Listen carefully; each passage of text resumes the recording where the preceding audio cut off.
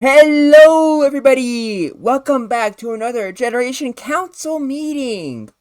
We have a new member with us today. So, if you haven't seen her already in other videos, say hi to Sotina. Hello! Along with Sotina, we have the other two. I kind of forgot what their names were. We are the two. That is how everyone knows us. All How could right. you forget such iconic members as the guy that won and the British one? Oh yeah, that's right. I guess we do have some important things to say. So we have the British Mhm. one, whose name is apparently beyond relative.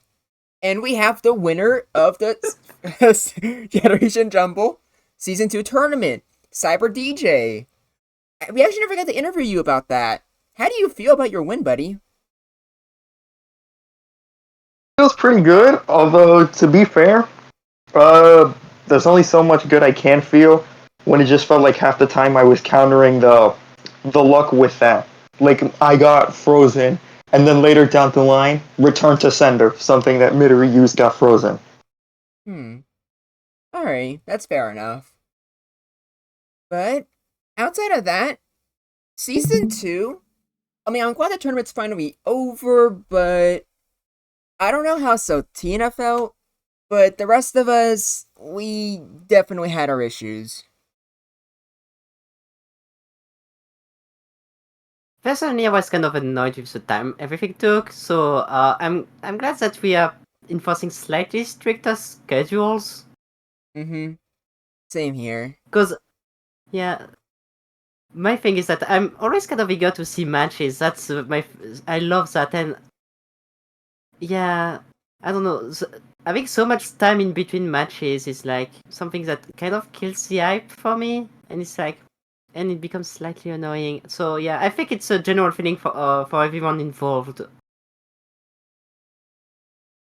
I would agree, and I'm pretty sure Zach and Cyber also agree with that.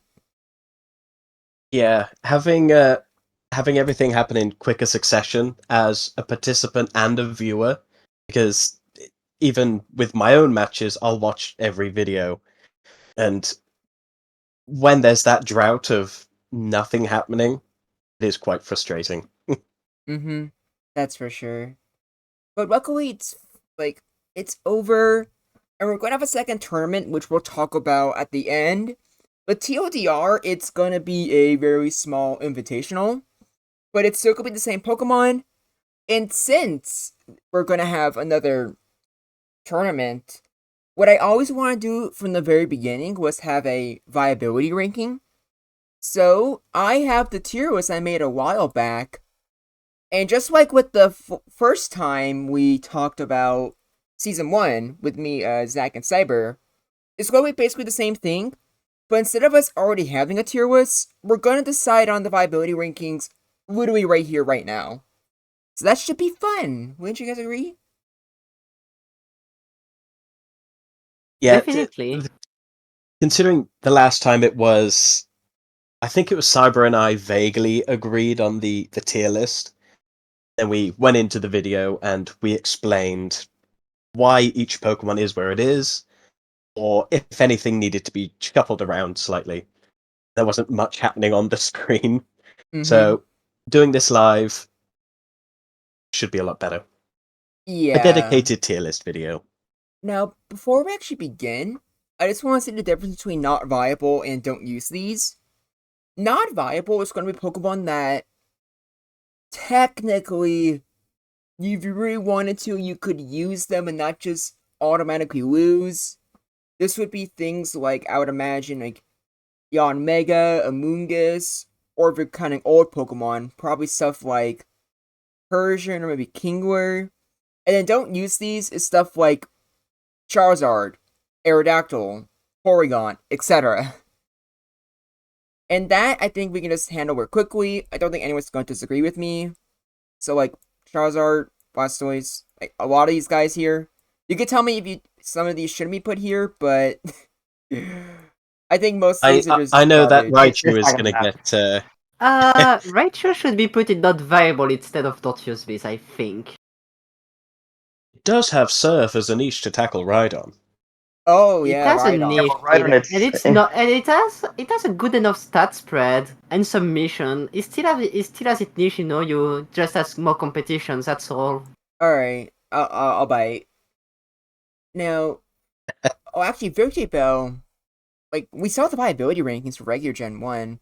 You might need to put our Victory Bell in C minus tier. Yeah, Victory we Bell's far might. from a for bad being thing. so garbage in NU. All right. I mean, it's usable. It got buffed, but Hitmonlee is Yeah, but its obviously weaknesses are more exploitable. at least B tier because he has high jump kick. A lot better than Iron Hands as well kick, not gonna lie. the yeah, we need to Yeah. give Iron that high jump kick. Let's see I have to here. say, Onyx fell off from season 1. I Onyx know, really right? put in the Isn't work that in season sad? 1 and showed everybody. Mm-hmm. Oh, No, some of these I'm not sure about.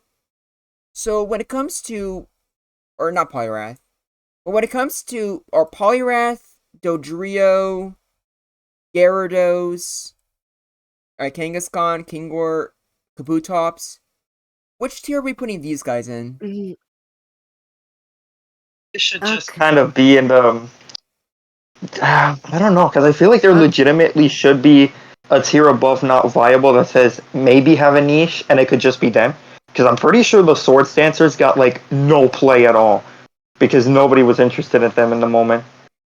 Yeah, Because they I don't know, were. I don't really feel like putting Sand Slash, something that has a legitimate merit, in the same tier as freaking Raichu. Do you guys want a D tier? I guess we could go with that, yeah. I think we might need a DT. Alright. Slight update of the tier list. Now, this is the really important question. What color should D tier be? oh. Light purple, I think. Crazy, but it What just... about Or... we could go like black. Let's just make it black. Nothing Oh, else yeah, is that- black. Yeah, You know, black. you know what? That's fine. Because Wait, I wait. wouldn't want people using the D tiers Wait. anyways. So we're just gonna make it so dark you can't tell what tier it is. So they're feeling discouraged to actually play it. Oh, so Beautiful. one of the worst tiers is one where so one of the worst tiers is where the darks will be. I see how it is. Actually, That's no. a There's Twitter no moment. dark types in Gen 1 because they all got deported. Oh, They new did. lore. Alright, I'm pretty sure this is where we can put, like, Sandslash. Polyrath, maybe? Poliwrath. Yeah, I would say Yeah. Poliwrath. I don't know. I think Poliwrath is like way worse in this day and age. Like it's Raichu tier more than Kingler and Sandslash. Like Kingler and Sandslash, I see them as way above Poliwrath. I don't know if I'm alone of that on that one. Yeah. Don't The blame me for unfortunate thing that. for is Alakazam. That's the unfortunate thing for Poliwrath is that Right, Alakazam is Yeah, way so better. because the double psychic core that has been used throughout the entire tournament kind of makes it more unplayable than it already was. Like it's okay in a vanilla OU, okay, but around here, and then you have to account Naganadol existing. yeah, Oh it's yeah. Okay, so I think this is the last one before we're done with the fillers. And I'm not even sure if they should be, like, filler or not. But Scyther and Pinsir. I don't. Okay, I think that Pinsir is better than Cypher. ooh, I was gonna say the opposite. Oh. It appears we've reached an impasse. Yes. Yeah, well, But to be let's completely argue about honest, it. I feel like Pinsir's move pool is just more complete. Swords Dance, Bug Bite, Hyper Beam, and you can pick between Bind or Submission. So I feel like that move pool is just more complete. What does Scyther have? Wing Attack? Oh, but it's faster! Yeah, if it gets hit, it's gonna die anyways. Might as well go with the one that has actual defensive utility. And it has a worse typing. It doesn't have the bug to pull off bug flying. That's the Yeah, thing. but The typing is really what's hindering it. If they were both bug types, I think I would put Cypher above it, maybe. But it's faster. Yeah, faster to die. Ha! Womp Oh, womp. Womp The thing is, I- it womp. doesn't matter. It still gets outsped by Alakazam and Starmie. yeah, and And Bulk Beam Tauros again. even. Hell, it's outspent by Walking Wake. But hey, Yeah, exactly. Oh, Scyther yes. can get exactly one slash in on Zapdos. Yeah, give it some credit, guys. Come on. Okay, yeah, I'm Team Pinsir now. You've convinced me. Alright, let's go! We proved today that Yellow British State's people winning. can listen to reasoning. Yeah. Wow, we are individual of reason. Okay, so now that that's out of the Mm. way, now we have all the real Pokemon to go over. And I don't even know, like, what's the correct order to do this. I I mean, mean, should we just go through the list? yeah, Um, let's go about it with let's just see all the generic OU Pokemon. Or do we want to go with the new one first, maybe? we Start with can, the OU Pokemon, I'm gonna be real. you want to start with the standard OU? Yeah. Yeah, we can start with that. Okay, that sounds good to me. Okay. Okay, then let's Sounds start off with the good. boy himself, Tauros. Where do you guys want to put Tauros? You're starting controversial already. Oh, Aw, no. Slightly yeah. controversial. Okay, in my opinion, after playing the Teemo and thinking and crafting about it, and after playing regular LBY, I think you have to put Tauros into Big 3 or S. And I think it's still Big 3. See, I don't think it's the big three. I don't know what is in the big three, but I feel like Taurus is great. Taurus is always going to be good. It is the bull, but I don't feel like anybody kind of built any of their teams around. They're definitely going to have Taurus. I need a Taurus counter. It just kind of felt like Taurus was a good mid to late game sweeper ish. But a big three material, I'm not too sure. I am not even sure if there is a big three anymore. I don't No, think it there might be is. either a 4 or a 5. It's either a 4 or 5 or a 2. The big Yeah, two? because Alakazam is leagues above everything. Yeah, Alakazam's above everything else. I think Chansey might be the one that's actually above everything else, but... I of mean, I those, guess we can decide it on did that normally first. end in. Like, what are we calling this tier at the top? Big 2, Big 3, Big 5? Or are we just gonna change it to S+? plus? I think Big Two with Alakazam and Chansey might be the way forward. Alright. That sounds good to me. Cyber, do you have any complaints? Think so? I'm gonna be real. Because the problem with it is that we pretty much completely agree that it's Chansey, probably Alakazam, but then anything next to that, basically the number 3 slot is like, what is it? Because I've seen people say it's gonna be Tauros. It could be Naganadel. And I don't really know, to be honest. So I feel like for now, it could be a big 2. Maybe later it could be updated to a big 3, but at least for now, we can just keep it as a big 2 and just move on to the regular S rank. Yeah, Yeah, like, I would probably agree. I feel like, I don't even think I agree with the Gonto even being close to Big 3. Because I feel like I just didn't I see don't it think as it much is. near the end. I just think that's because I don't think people are using it properly. Like, Mm-hmm. I you mean, they're often using see them Poison Jab getting instead of parallel. Viper Beam at first. Yeah, I could see some merit in Poison Jab. I will defend Poison Jab because when you're coming against Chansey and all you have is Hyper Beam, you're in a bit of a crappy situation. But I think Taurus and Naganadel basically did the same thing. It's just whatever one you preferred. And I think Tauros overtook because the meta kind of shifted towards late game special Pokemon, like Alakazam, Chansey, and the like. Where Tauros was able to just hit them harder with Body Slam and Hyper Beam. But True. For now, I'm gonna put Tauros in the top of S tier. yes, I'd say that's fine. I'd say it's cool. Yeah. Alright, well, since we already started talking about them, I guess we can bring up Alakazam and Chansey. I think it's best to start with Alakazam, because I think for the majority of the season, everyone agreed he was the best Pokemon. Yeah, it was established pretty early on. Mm-hmm. Okay, my thing with Zam is that it was the best counter to Sneasler early on. And I think that's why it got that much prevalent. But then when Sneasler got nerfed, just people, no one dropped Alakazam and it just stayed like that. And then Alakazam became the most important tool. So I Yeah, think it's up there only for its usage, but it has actual merits. Like, don't get me wrong. yeah. It seemed to be that like saving Alakazam for the late game and then just spamming Psychic was incredibly powerful, and even with all the bug types, they didn't really get used that. And the bugs were being used a lot more, like Galvantula and Armaldo. Alakazam struggled a little bit, but not even that much. It's kind of remained almost mandatory to have an Alakazam on your team.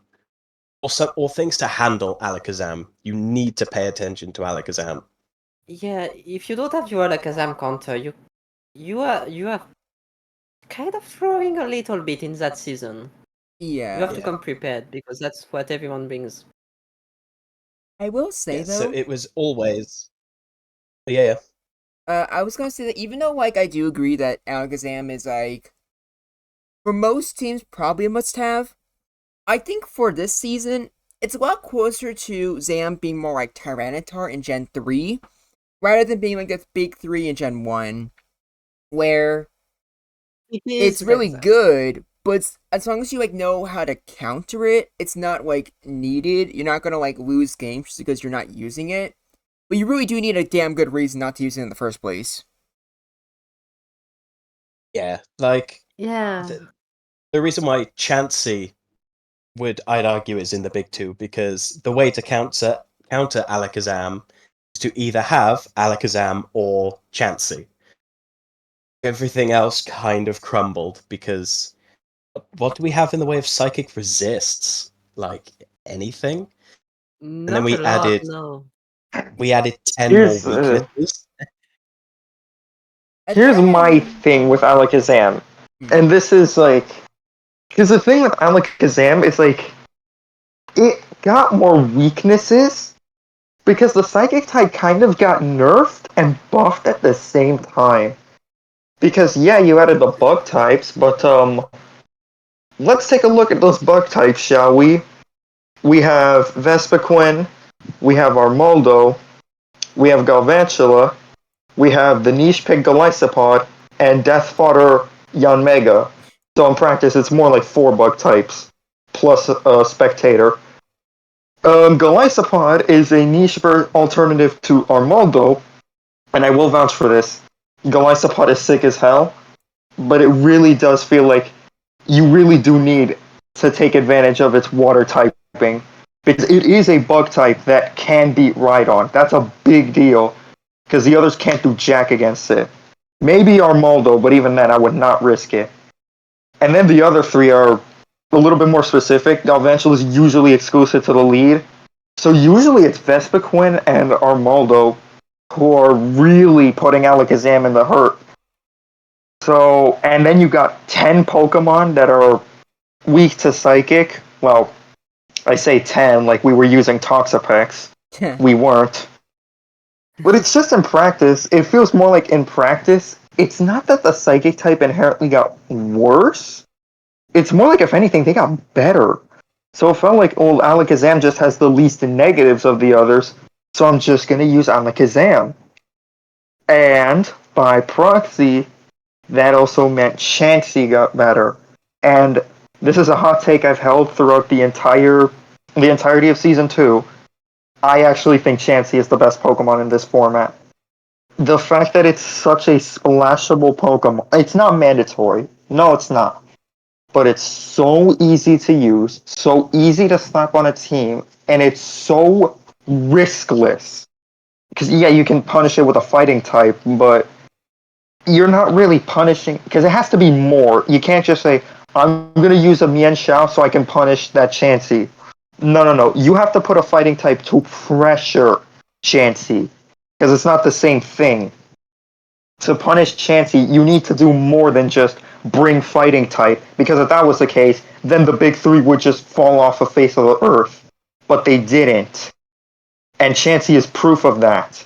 Despite all 5 fighting types being at least decent, Chansey didn't really get that much worse. In fact, if anything, it was better. Hence why I think it's the best Pokemon, followed very closely by Alakazam in second. I definitely see a lot of good valid arguments there. One thing I disagreed with Zach though is that I do feel like there are some pretty good psychic resists.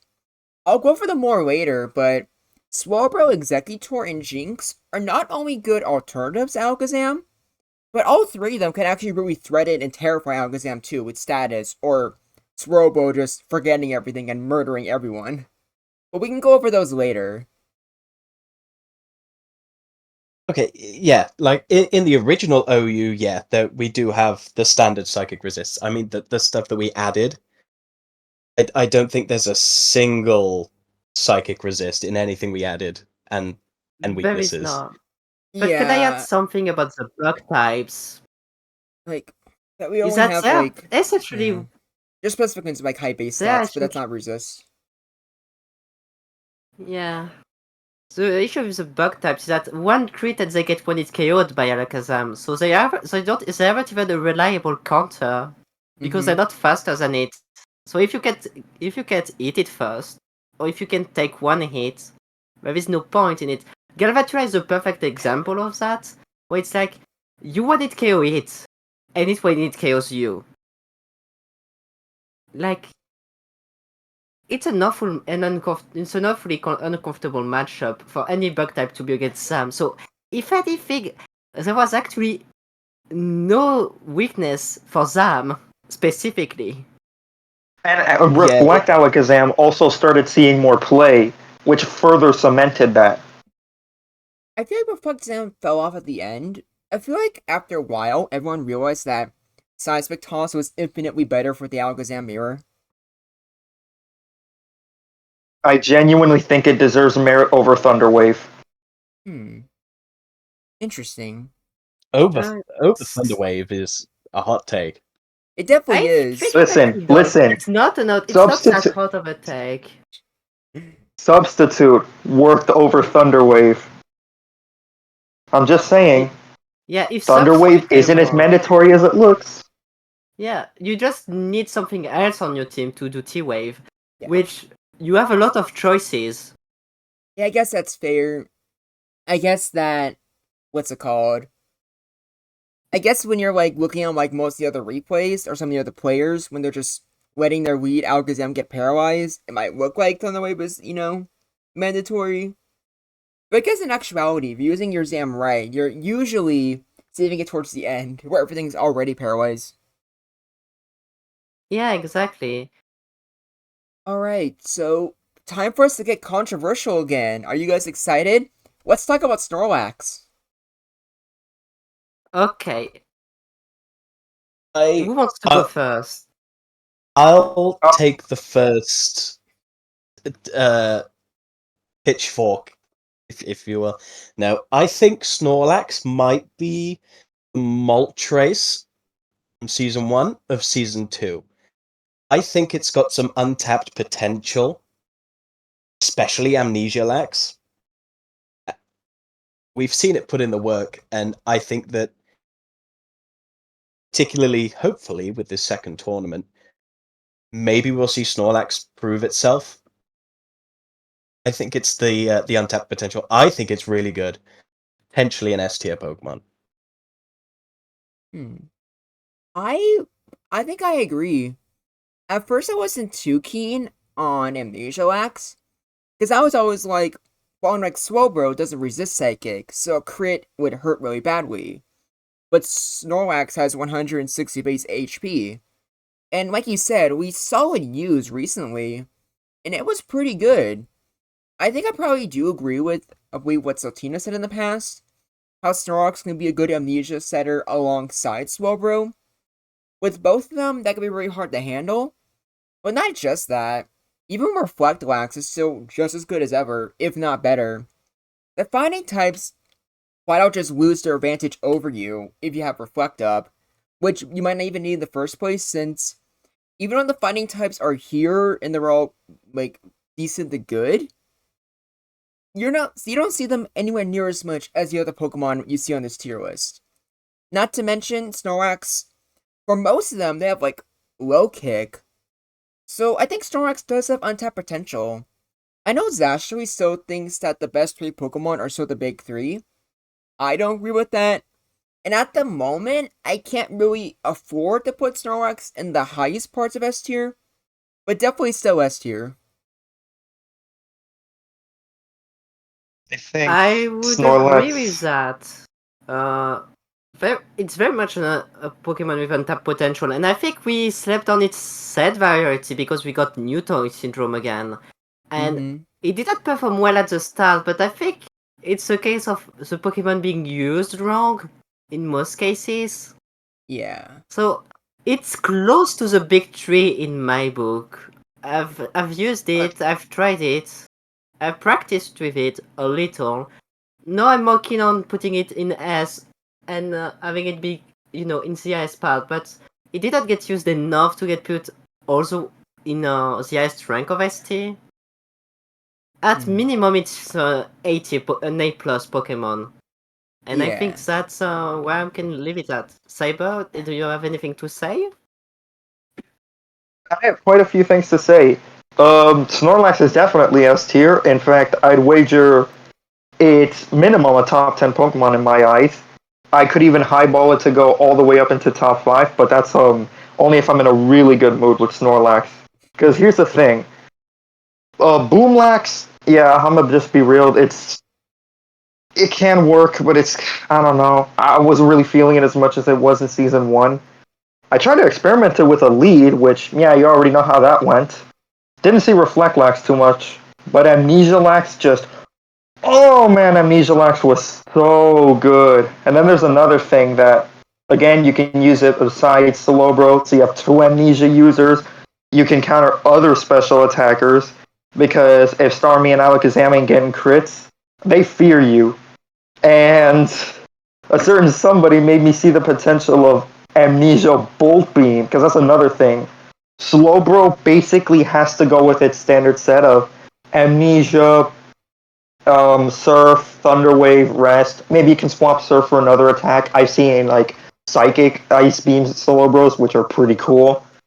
Snorlax isn't restricted to that. If you still want some extra physical power, you can put Body Slam and then 1 special attack. You can go 2 special attacks. I'm just saying, Snorlax has some untapped potential, and there's always that little bit of like uneasiness that you have. Again, it's like the Chansey thing, where it's a riskless pick almost. It doesn't have that many downsides, and the few it does have, you can definitely work around them. Mm-hmm. Yeah, I think Mixlax, sort of like Body Slam, Ice Beam, Amnesia Rest. It's incredibly scary because okay, it sets up Amnesia. You're using Ice Beam. It's like, oh, here's my Chansey that's been paralyzed. There's nothing they can do now, and you just start smacking them with Body Slams. It's got that physical side to it, which I think, in my opinion, makes it really scary when combined with Amnesia. It Here's scares out a another lot of thing the is that here's another thing is that no Pokemon is truly comfortable 1v1ing Snorlax. You gotta remember, this is one of the few things in Ubers that even Mewtwo has to have some respect for. So imagine down in OU where your competition is like a feeble old man, a starfish, and a tree. Like, they have to respect Snorlax, especially if they're paralyzed and it isn't.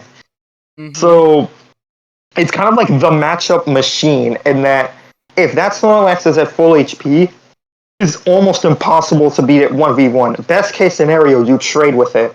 And if it goes for rest, you basically have to do the whole thing again. There's a reason in regular RBY that the best counter to this one Snorlax half the time is your own Snorlax. Exactly. And the fact that you don't know what set they're using, because like the set, like your, not even accounted, your check, the Snorlax, is extremely different depending on what set it's actually running. Let's say you're assuming it's like Amnesia Wax. You're just like, okay, let me take out my Min Shao. Oh, wait, it just went for Reflect, and now High Jump Kick's only doing neutral damage, and I just got paralyzed. Or let's say you take out your physical attacker, and then boom. Or am I just literally go for boom? Or am I go for Amnesia? You don't know what it's using when it's at full HP and hasn't used a move. So you have to, like, take a risk no matter what you're doing. Yeah, Here's another thing, exactly. is that it can even mix and match its move pool, because this is something I've been thinking about. I don't know if it's actually good. Imagine if it was a set like Bolt Beam, Body Slam, and Rest.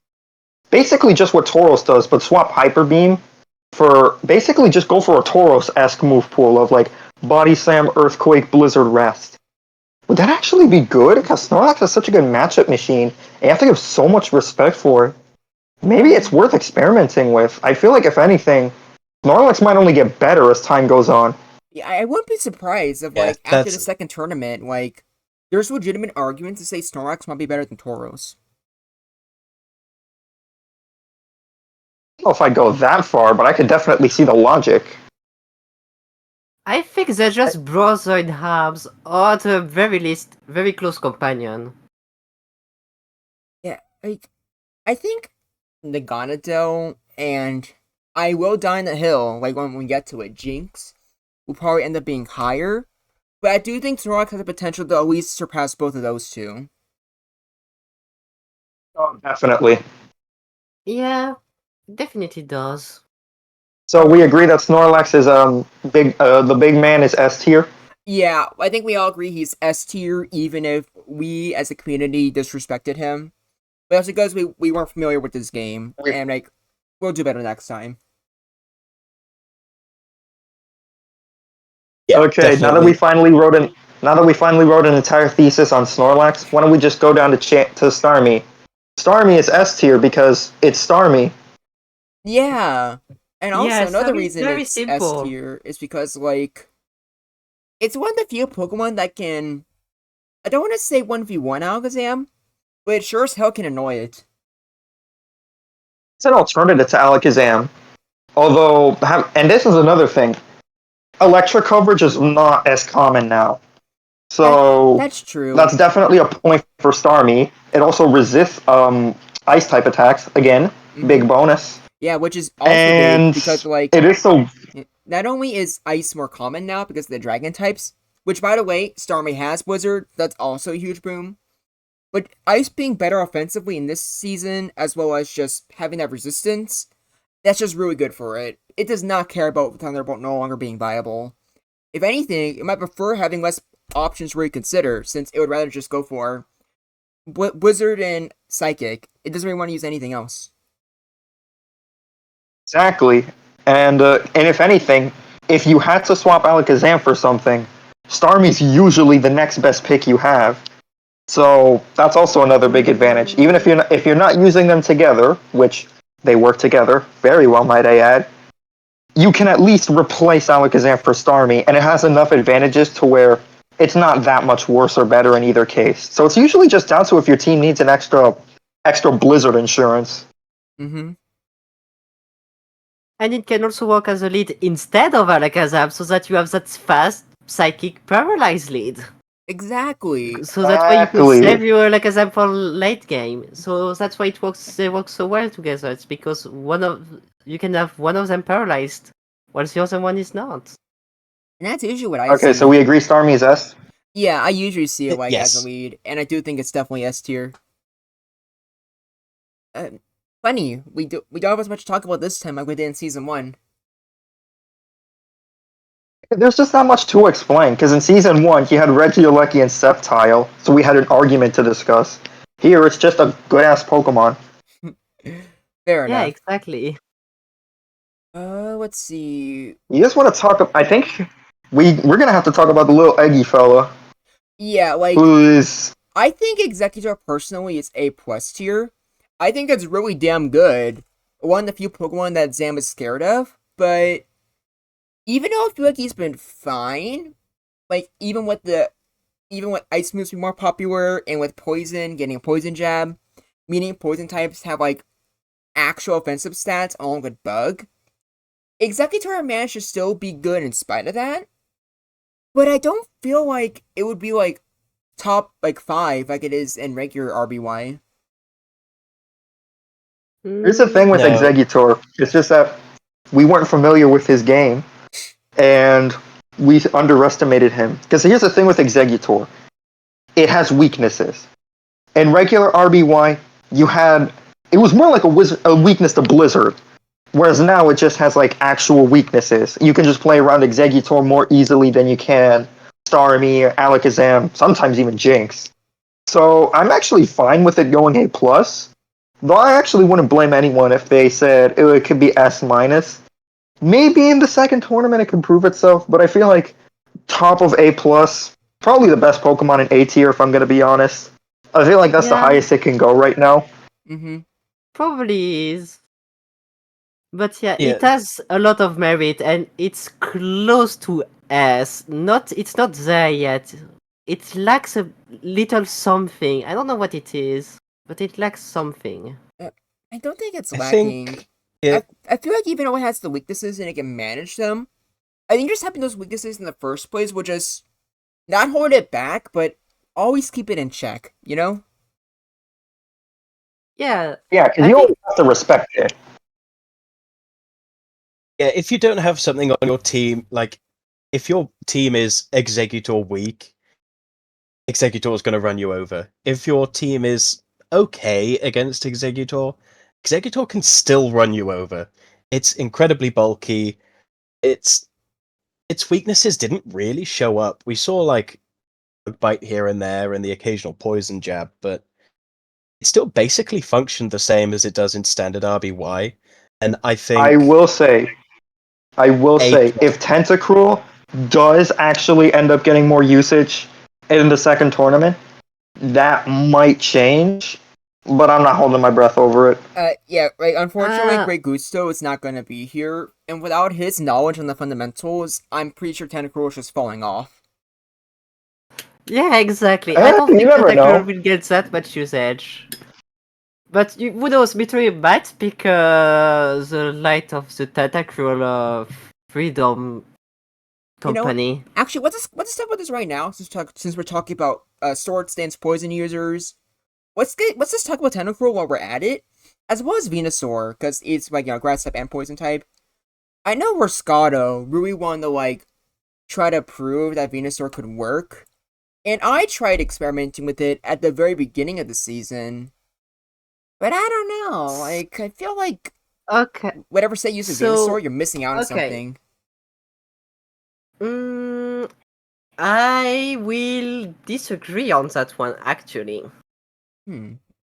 Okay, so with Rascato, we both did together experimentation with Venusaur quite a bit. It so it's experimenting we did. A lot of the time it was actually pretty damn good. It has a lot of issue. It's a late game cleaner mainly, if anything. You have better late game cleaners than it. It's not the best thing at what it does, but the thing is, it can threaten a lot of stuff. With Razor Leaf and Poison Jab alone, and I think the best Venusaur that just drops the Sleep or the Stun Spore, and you just go for full offense right now with Venusaur. And if you want to catch your opponent off guard, then you can, run the classical one. But I don't even think you really need that. That's the thing. That Venusaur can be supported by other mons that just do that as well. So I think, in my opinion, B minus. Interesting. uh, my thoughts on Venusaur is I think maybe one of its best sets are probably going to be something like Poison Jab, Razor Leaf, Sleep Powder, Sword Stance, something vaguely along those lines. Issue is, it's not going to be a good lead. You've got Starmie. It's not going to be good in the mid game because you've got things like Starmie and Slowbro, and it's not going to be good in the late game because you've got Alakazam. On top of that, there's Ice Beam and Blizzard being thrown around as coverage, and a 4 times bug weakness is enough to, I think, scare it out of really being used. Because you've got Armaldo and Vespiquen. Vespiquen was being used a lot, especially during the middle of the tournament.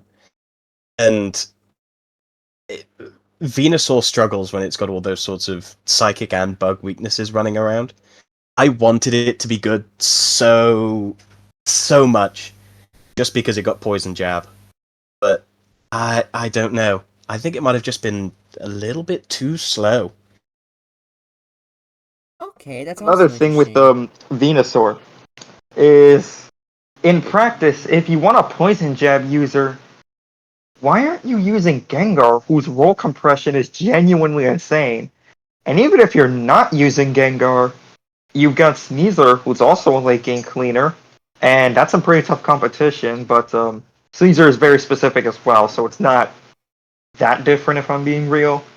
And even to some extent, Tentacle. I know, okay, to be fair, I know it was mostly Gusto experimenting with Tentacool. Believe me, if I knew that this thing would have actually been legitimately this decent, I would have experimented with it myself. Because think about it. What partial trappers exist? Pretty much just Cloyster. So Tentacool being a partial trapper, one that can threaten a lot of Pokemon super effectively at that, with Poison Jab, is just another bone an Exeggutor or Venusaur has to deal with. Which is, it's not that big of a deal. It's just another annoyance it has to tolerate. So I think the difference is speed tiers, yeah. because That's true.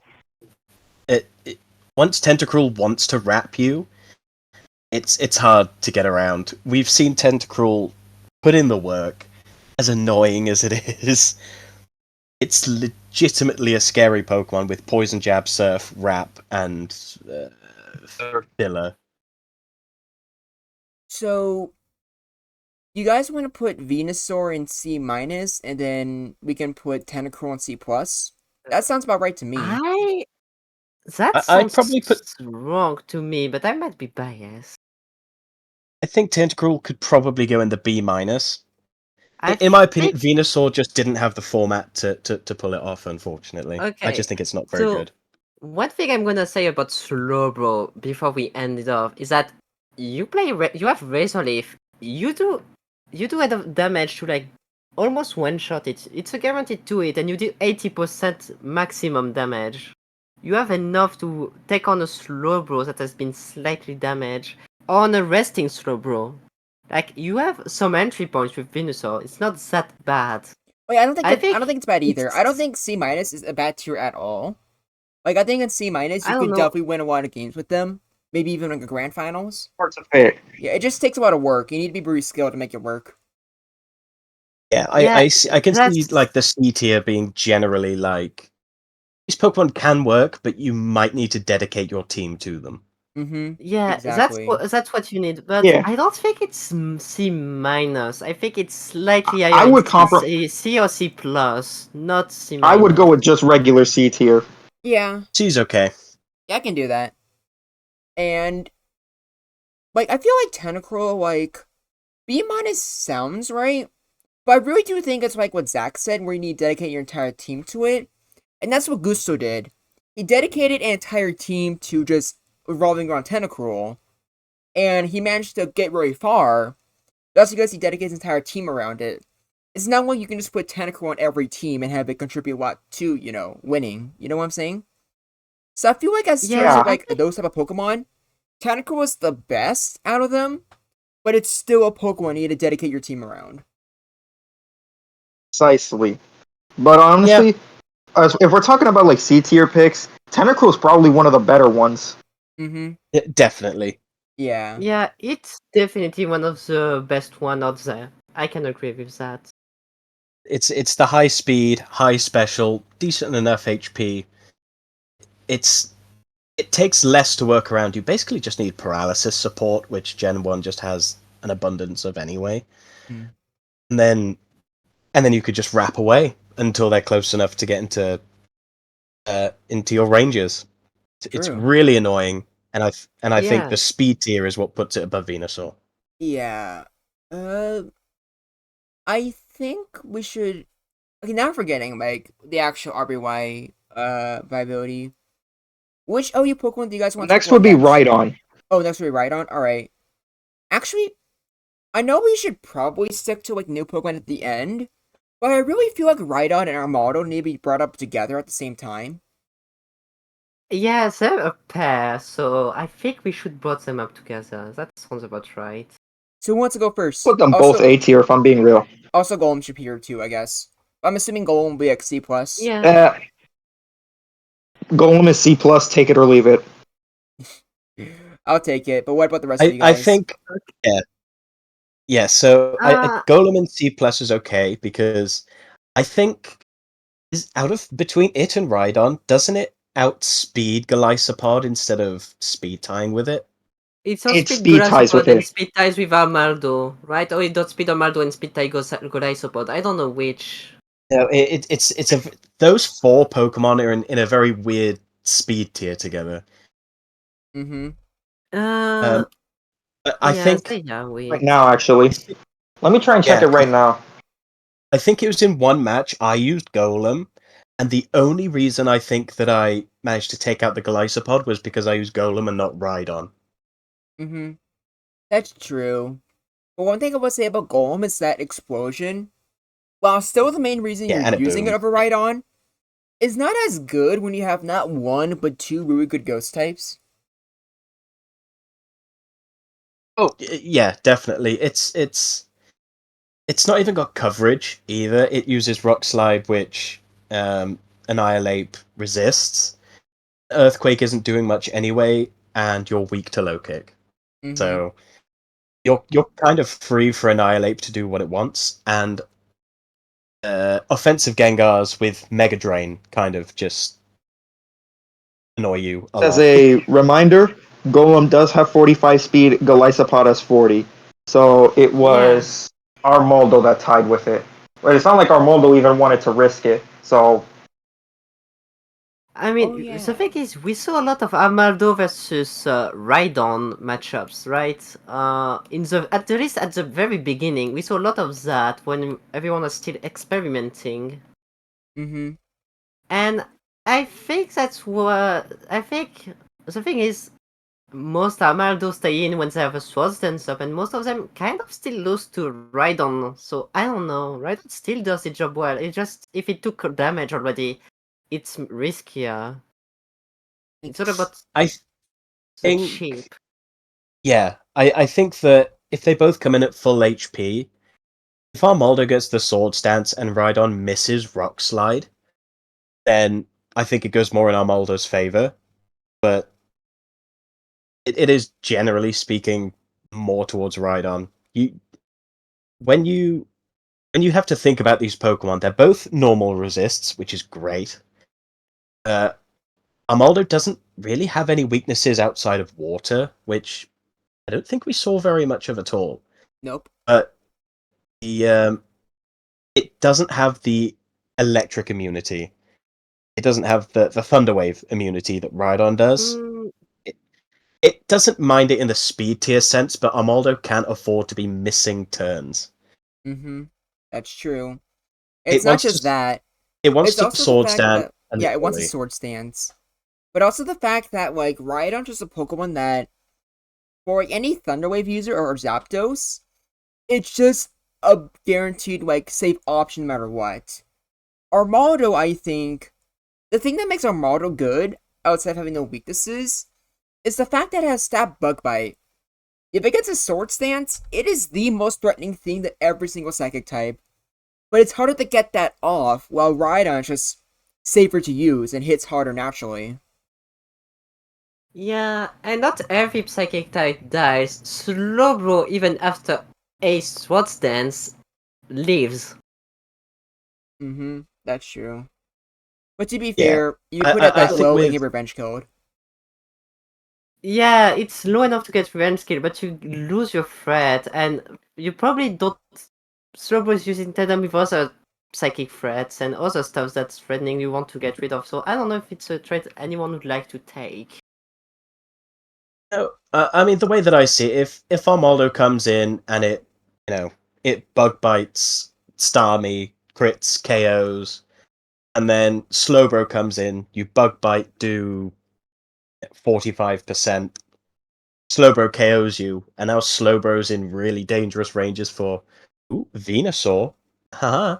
It's done its job. I think Armaldo's problem is once it's in, after it's got a sword stance up, it kind of wants to stay in. You can't afford to switch out, switch in, get up another sword stance. It doesn't have the recovery for it, I think. That's true. Yeah.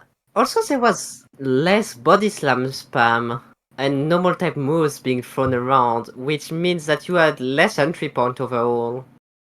That's also Yeah, a there was really a good lot point. of special moves being thrown around. Yeah, I Yeah. didn't even think about that. So, I don't think there's much to say about Rhydon. Like, Zapdos, we'll talk about Zapdos later, but at the beginning, people kind of swept on Zapdos. Because they were like, oh, there's dragon types now. It's not going to be as good. Spoiler alert, outside of the Gonadel, which isn't very bulky anyways, the other dragon types ended up being okay to just underwhelming. So Zapdos kind of just started wrecking amok again. And obviously, wherever Zapdos goes, Rhydon follows.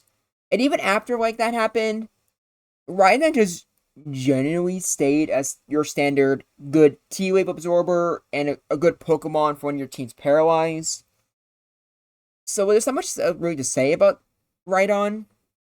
So I feel like I don't think it's a great test situation where you have to put Armaldo and Rhydon in the same tier. I personally think Rhydon should be an A plus tier and Armaldo an A minus. But is that too hot of a take? It's Not definitely. really.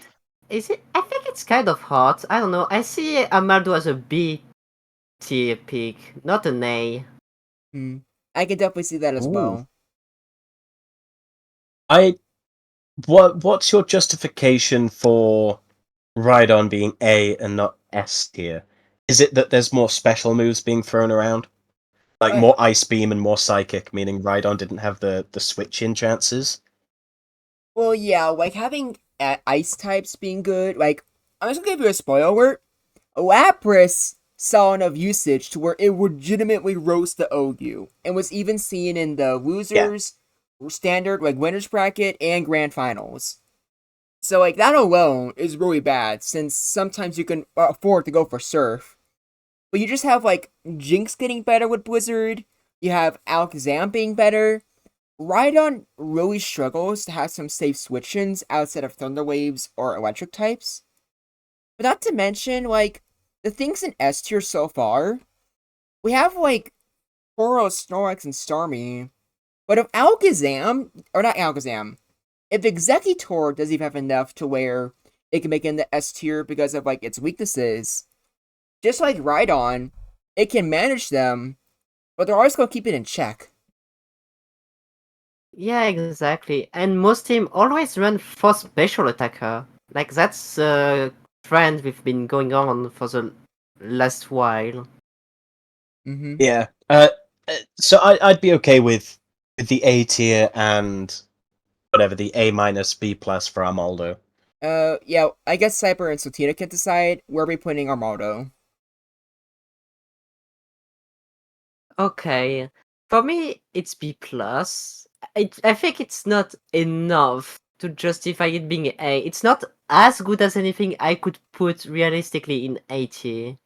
Too many weaknesses to work around compared to all the A tier Pokemon. A minus is acceptable, but I think it's really just a B plus thing. It's why it feels comfortable, at least to me. I don't know what Cyber thinks. I think you've convinced me. I don't know. Armaldo doesn't have enough like massive positives to be like a consistent A tier pick. That being said, B plus definitely does feel like a pretty comfortable B plus in my opinion. I can think I I'm can I'm not agree with really that. opposed to it. Yeah, because, like, I think that's kind of how I feel about Armaldo. It feels like, oh yeah, this is really good. But then you play it and you're like, holy crap, this guy is a lot of work to actually sweep teams with. Yeah, I'd Honest say like reaction to using Slowbro. Uh, um Honestly, yeah, you want to like set up if we sweeper, say use B, Slowbro. yeah, I think if we use B tier, like blank B tier as the bang smack middle of the tier, Amaldo being slightly above that. I think that is that a B plus and B minus. I can't actually see the. Yeah, I've got too many pixels on my screen. the purpley pink, whatever the color that is, that's B plus, and then green is regular B. Oh, I see. Yeah, yeah, yeah. Okay. I'd say that's a good place for Amaldo. Slightly above middle of the pack. It's a really good Pokemon. But yeah, it's got some downsides. Yeah, Armaldo, I like, wouldn't. add this to the Ground Pack lore. At this point, Armaldo has now been crowned the king of mid. Are But yeah, molding right now. So true. Well, we brought him up a few So, times, so I so guess we should talk about Slowbro. I I definitely yeah, uh, think, if not A plus tier, maybe F even S tier. F tier, Yeah. F tier, F ST. tier. Bad, worst Pokemon. What's Literally Pokemon for unusable, you? Yeah, like, unplayable. unfortunately, this is not a British tier list. As we all know, like, No, Slowbro is a god-loving American, like, fucking, like, patriot, and he does not listen to the British whatsoever. Silence, Slackentheus. Yeah, exactly. Slackentheus, Exactly. silence yourself.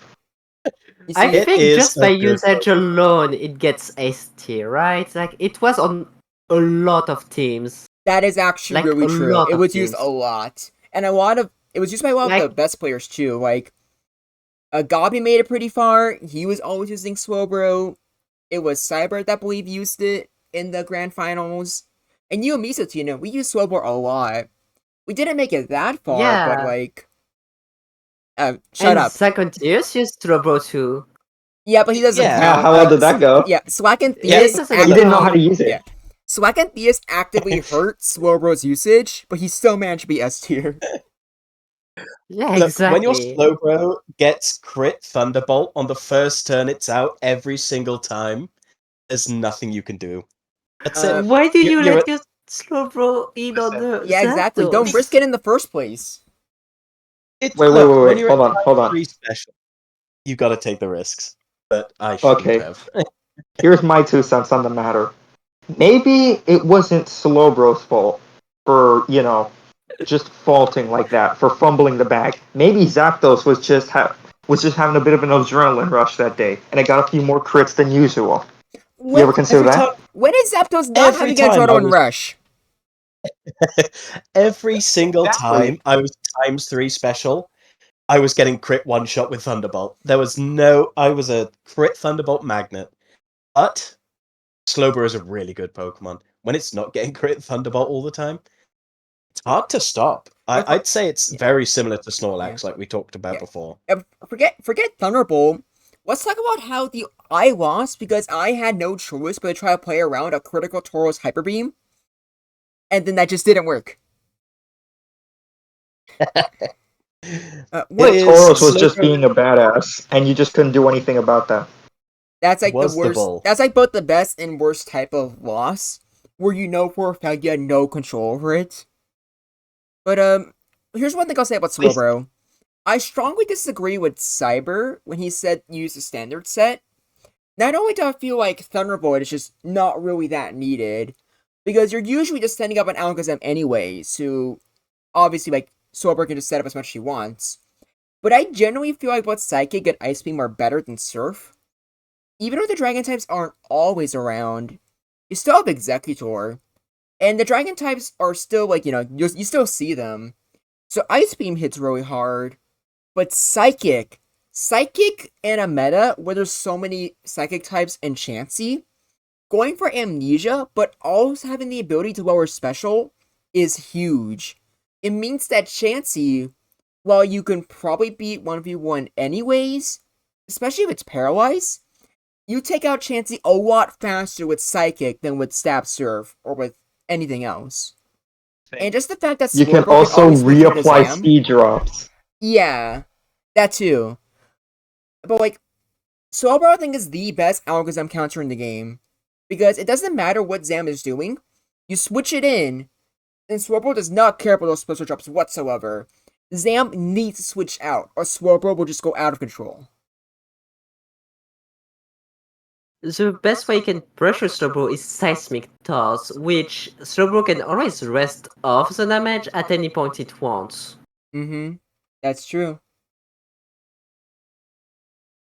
So your best pick is switching out, and that's giving Slowbro 1 free amnesia, and then you have to contend with.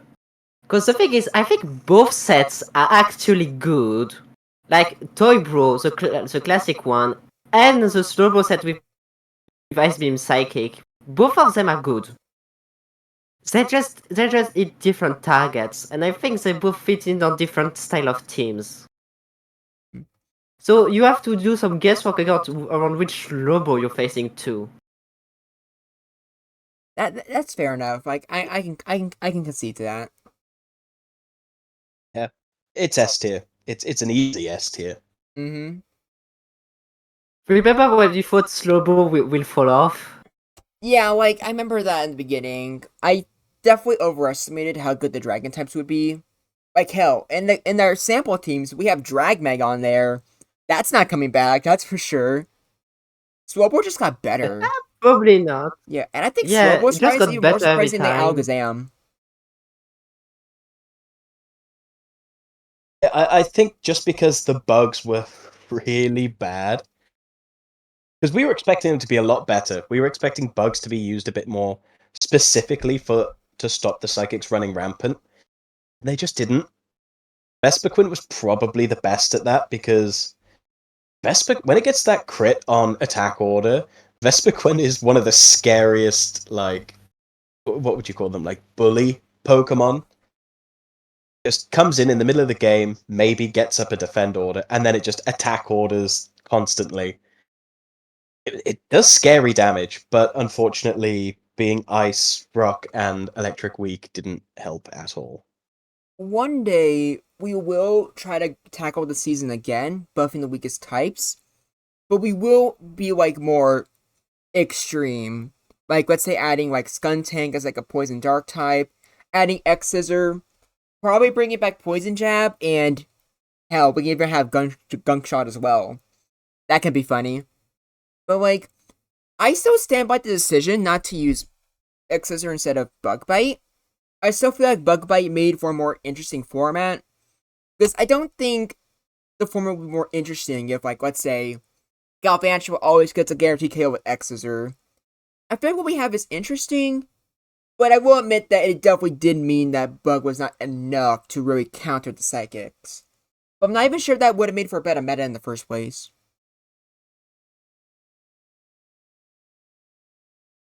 Yeah, I can see that. I do think Bug Bite was the correct option. I do not think Yan Mega was the correct option. But Mega is probably the worst thing that has been added in Jumble history. Oh yeah, like, Oxapex would like a yeah. word with that. No, he wouldn't like a Oh, word with yeah. that. Toxapex is just like, everyone shut up, I'm not here, don't pay attention to me. And you know, actually, let's Yeah, take fair. you know what? Let's take care of that right now. So we got 3 Pokemon that, to put nicely, are kind of goobers. Toxapex, Mega Mid, and Amoonguss. Between these 3, I think we can all agree that Toxapex is the worst. But since it's the best Pokemon, or not a best Pokemon, a new Pokemon, I'll just put it in not viable, just to be nice. But Mega, yeah, you're being very Amoonguss, nice. yeah, and Quadsire. Forgot about Quadsire. These 3 jobbers, like, who wants to go over what? Like, here's what we're gonna do. All right, Cyber, you can talk about Mega Mid. Zach can talk about Amoonguss, and Satina can talk about Quadsire. Who wants to go first? Let's go in I that will order. go first. All right. Yeah. Okay. You're looking at the only person that used Yon Mega in a tournament setting. And let me list off its achievements real quick. Yes, I'm it actually almost has certain them. Myrox used it. I Yeah. think Myrox used it. Myrox used it. Well, okay. Myrox That's beat not very Okay, Myrox Geodude. yeah, one. but it was also my. Yeah, but to be fair, Myrox lost twice in a row. I think. Don't quote me on that. Anyways, its achievements include, but are not limited to, tanking an Executor explosion from full, proving ancient power works in Gen 1. I think that's it. Uh, Yeah, I'd say that's about it. And let's say you're using Yanmega. You say, screw it. It's got a 95 speed stat. It's got hypnosis. Let's use it as a lead. What's the worst that could? And it's even got stab bug bite, so it can threaten psychic types. What's the worst that could happen? The worst that could happen is that you get screwed over by a Starmie Blizzard, which can crit. You get you probably get one shot by a Jinx Blizzard, or very close to that, which is a speed tie, by the way. You don't do anything to Chansey unless Hypnosis lands. You pretty much lose to every single lead, barring maybe Alakazam, exactly, and Executor, who isn't even that common of a lead in the first place. And you can't do anything to Galvantula, also a common lead. Where am I supposed to use this thing? Because it sure as hell isn't a lead, it doesn't have enough bulk for the mid game, and it's not strong or fast enough for the late game. And mind you, we had to figure out a loophole to give it ancient power, and it was still garbage! you know what's funny? Like, what I find What's very funny funny? about Yamega is that like another move that it has that I don't think you mentioned, unless I just didn't hear properly, is Slash. So it has Hypnosis, Bug Bite, Slash, Ancient Power. I just find it really funny that it suffers from 4 move swat syndrome, but none of the moves are good. It's got string shot if you want to be a comedian, but to be completely honest, it doesn't really matter what 4 moves you give this thing, it's gonna be garbage no matter what. Unless you face. I use this thing to hard counter Vespiquen, and even that failed. Hmm. I feel like that should really tell you everything about Young Mega. Okay, let's be nice. So, Next time that we'll give it speed boost. I feel like it would Tinted still be garbage. It would still be garbage. You don't have Protect in this gen. If you don't have Protect, what's the point? Um, because he is just the guy. You know, you gotta respect the Yeah. guy and his speed. Yeah, we will give the guy. Yeah, we'll give him speed boost and spatial rend and scald and giga drain. The thing is, Yeah. it will probably still be garbage because it's a Yan Mega. The And stat line spore. is not good enough. Okay, but what if they made a Yon Mega If we Mega? gave. Okay, if we gave Magikarp light that burns the sky, you still have to accept the fact that you're using Magikarp. That's not going to change anything. Okay, we can't compare Spore Speed Boost Yan Mega to Light that Burns the Sky Magikarp. Okay, like, That's a little unfair. what if Dynamax Yeah, because Magikarp was in Magikarp Gen still 1 solos OU? it. Alright, Ooh, Magikarp with double the HP. Now we're talking. exactly. You also have But that yes, one no. strong normal move, but we're getting off track. Zach, Yep. you're like, I think the only person that used Amoonguss in the tournament. So why don't you tell us your thoughts on that? How did it go for you? It pulled off a very impressive feat. It actually tanked Alakazam's Psychic and put it to sleep. It stayed around in that match for a really long time, a lot longer than I thought it was going to. But we can't let that inflate its actual viability. It doesn't have anything. It's got Body Slam, Mega Drain, something, and Spore. It doesn't have any good moves. It's too slow. It gets easily revenge killed. Anything crits it and it dies anyway. Terrible typing. Um, 4 times weak to bug. Um, if you can use a a grass poison sleep setter, you just use Venusaur or Victory Bell, and both of them are not very good to begin with. But I'm happy I got to use it versus Zastly, because Zastly was the only reason that Amoonguss was in this entire tournament. But yeah, it's quite frankly, it's just not good. It's got zero offensive pressure. There are better sleep setters. It's got a really bad defensive typing.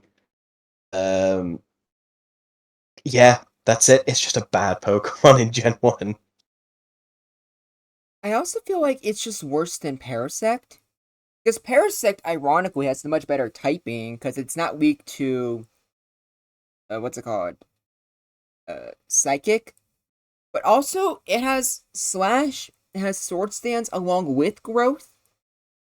And it can basically do everything Amoonguss wants to do, but ever so slightly better. Oh yeah, yeah. I remember this being a discussion between Parasect and Amoonguss, and unironically, I do think Parasect is literally a better Amoonguss. Yeah, But In a Adamus does 1v1, have the fit to be the best of the worst new ones, it's at true. least. Yeah. Now, last off, we have Quadsire. And only one person used it, and that person is really banned from the server. So I guess we're just gonna wait for Latina to talk about Quadsire instead. Okay, well, Clotsea has many issues. It's an amnesia user, but it doesn't have any stab special move. It doesn't have even a high power special move. It only has Surf, like Slowbro, but unlike Slowbro, it doesn't have stab, so its Surf doesn't hit anything for quite enough. At most, it's 40% on the special walls, which if you don't break past special walls, you don't do anything. And its earthquakes are too weak to damage Chansey. Like you do 30% to Chansey, I believe. I don't have the damage calc on it, but I think the range is around 30%. You have an horrible typing. You share the same typing as the Nidoking line. As Cyber can tell you, Nidoking wasn't good at all, and I think this is just worse Nidoking. I don't think I can really say it better myself. That's like the fact that anyone won with it at all. I think it's just because they got lucky. It's just by far the worst amnesia user. I think just in the history of Gen 1. I don't think we can get a worse amnesia user than this. I even think Volbeat with Tail Glow next season is gonna be better. And that will even buff it like defensively. Hey, to be Yeah. fair, Clodsire is the cutest loser we've had, so it's got that advantage. That is true. Yeah, Yes. it's one of the Mhm. cutest Pokemon that have been created. I cannot agree more with that. But it didn't pull off its weight. But at least it sat around and looked cute. That's Yeah, true. it made it up. It made it up to not viable, and he's happy about that. Like, I don't even Just think he's a boy. aware. I think he's just like, wait, Well, we're not a that's true. Paldea anymore? He's like, oh hey, my friend Yan Mega, and that's it. That's all he thinks. Yeah. Alright, I really want to talk about, what's it called? Cloister. Not sure I was brain on the name. I actually really like Cloister in this format. I feel like it didn't get enough usage to be A tier, but I think it deserves, I think it deserves it. Because, like, Cloister was used a little bit near the end. Most of the season, not so much, but it's good. Like, you don't really need it as a Tauros check anymore, but that's fine. Because even though Lapras is, like, OU, I think Cloister is by far the best ice resistance in the game. And being able to clamp things is Oh, really helpful. absolutely. Yeah, I'd even argue it's a better explosion user than Gengar. Not a better Pokemon than Gengar. But now Gengar just has more moves it wants to use. Meanwhile, I feel like for Cloister, it's a lot easier to like find that good opportunity to actually explode and like get a like really good trade. Yeah. Cloister. it didn't fall off as hard as it did in season 1. Season 1 Cloister was almost actively a bad pick because of Metagross, Sceptile, Regieleki, and the like.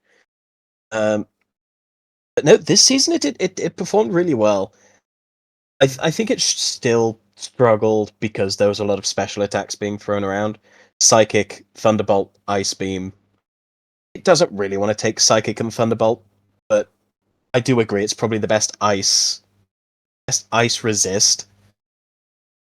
I'd argue Lapras was a better Pokemon, but it has its merits. It's a decently fast clamper and it explodes.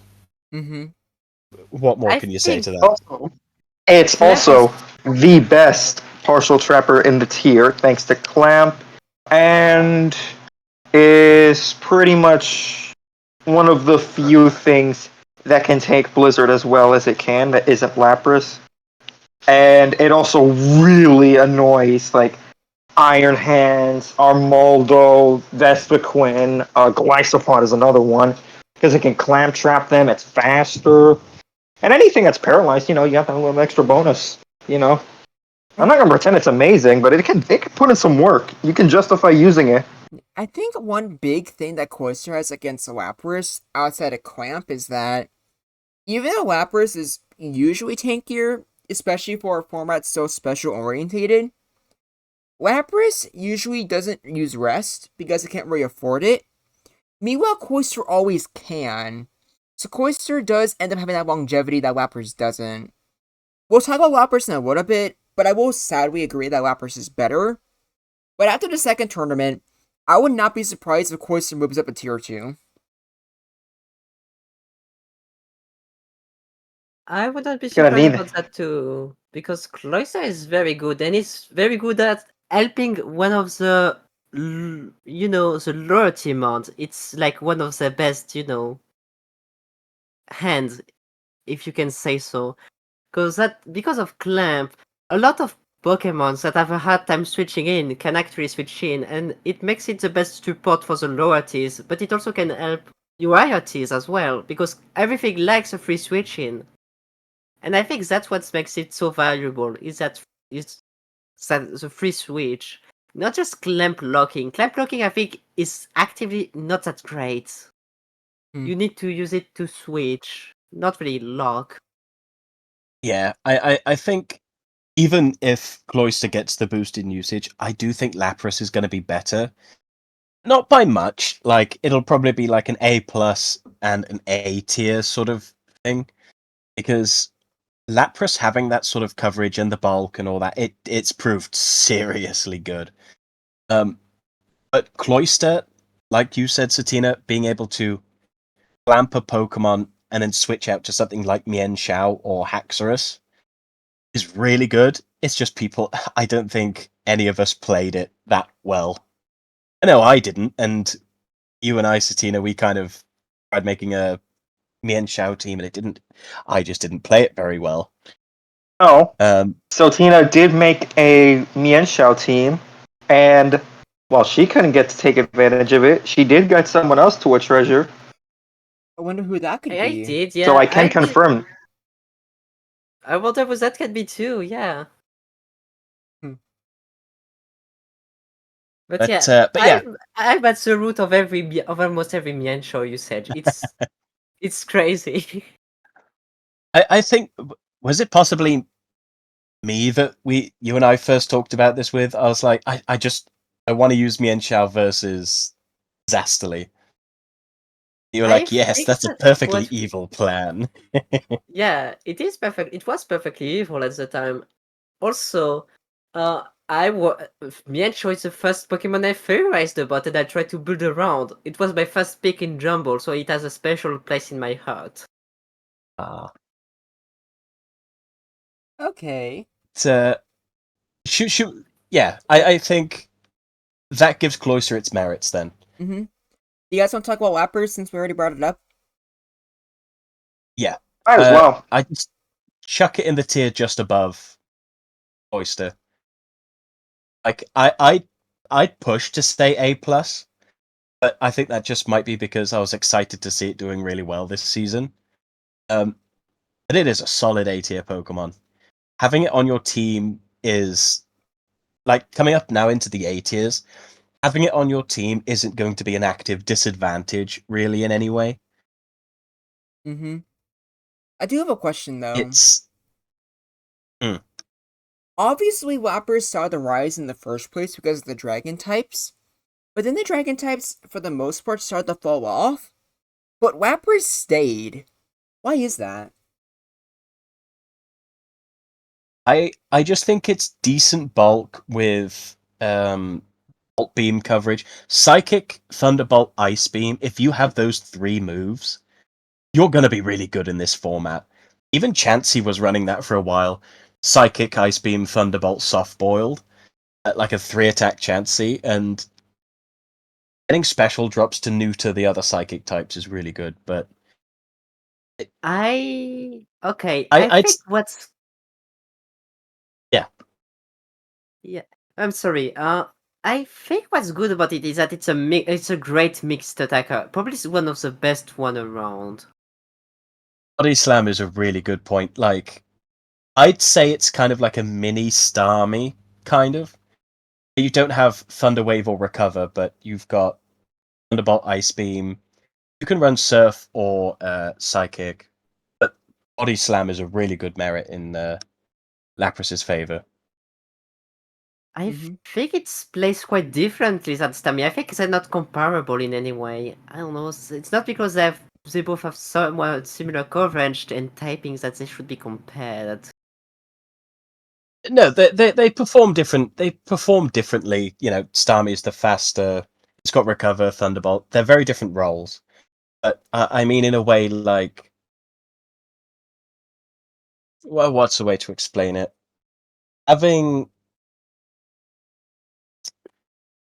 or I now I've got think to explain my position now. let me try to But I no, don't think this is what you were going to say, but I'll just try to cover for you anyways. I see Lapras more as like a much bulkier Jinx. I don't think anyone bothered using Sing. However, it's still like that really viable ice resistance with extremely powerful stab and base, like really good base special. And with Body Slam, you can do decent damage to Alakazam, and you can maybe win against a paralyzed Chansey by running a bet on it. So yeah, just imagine Jinx, but with Snorlax's bulk in a way. That's basically what Lapras is, which just works really well.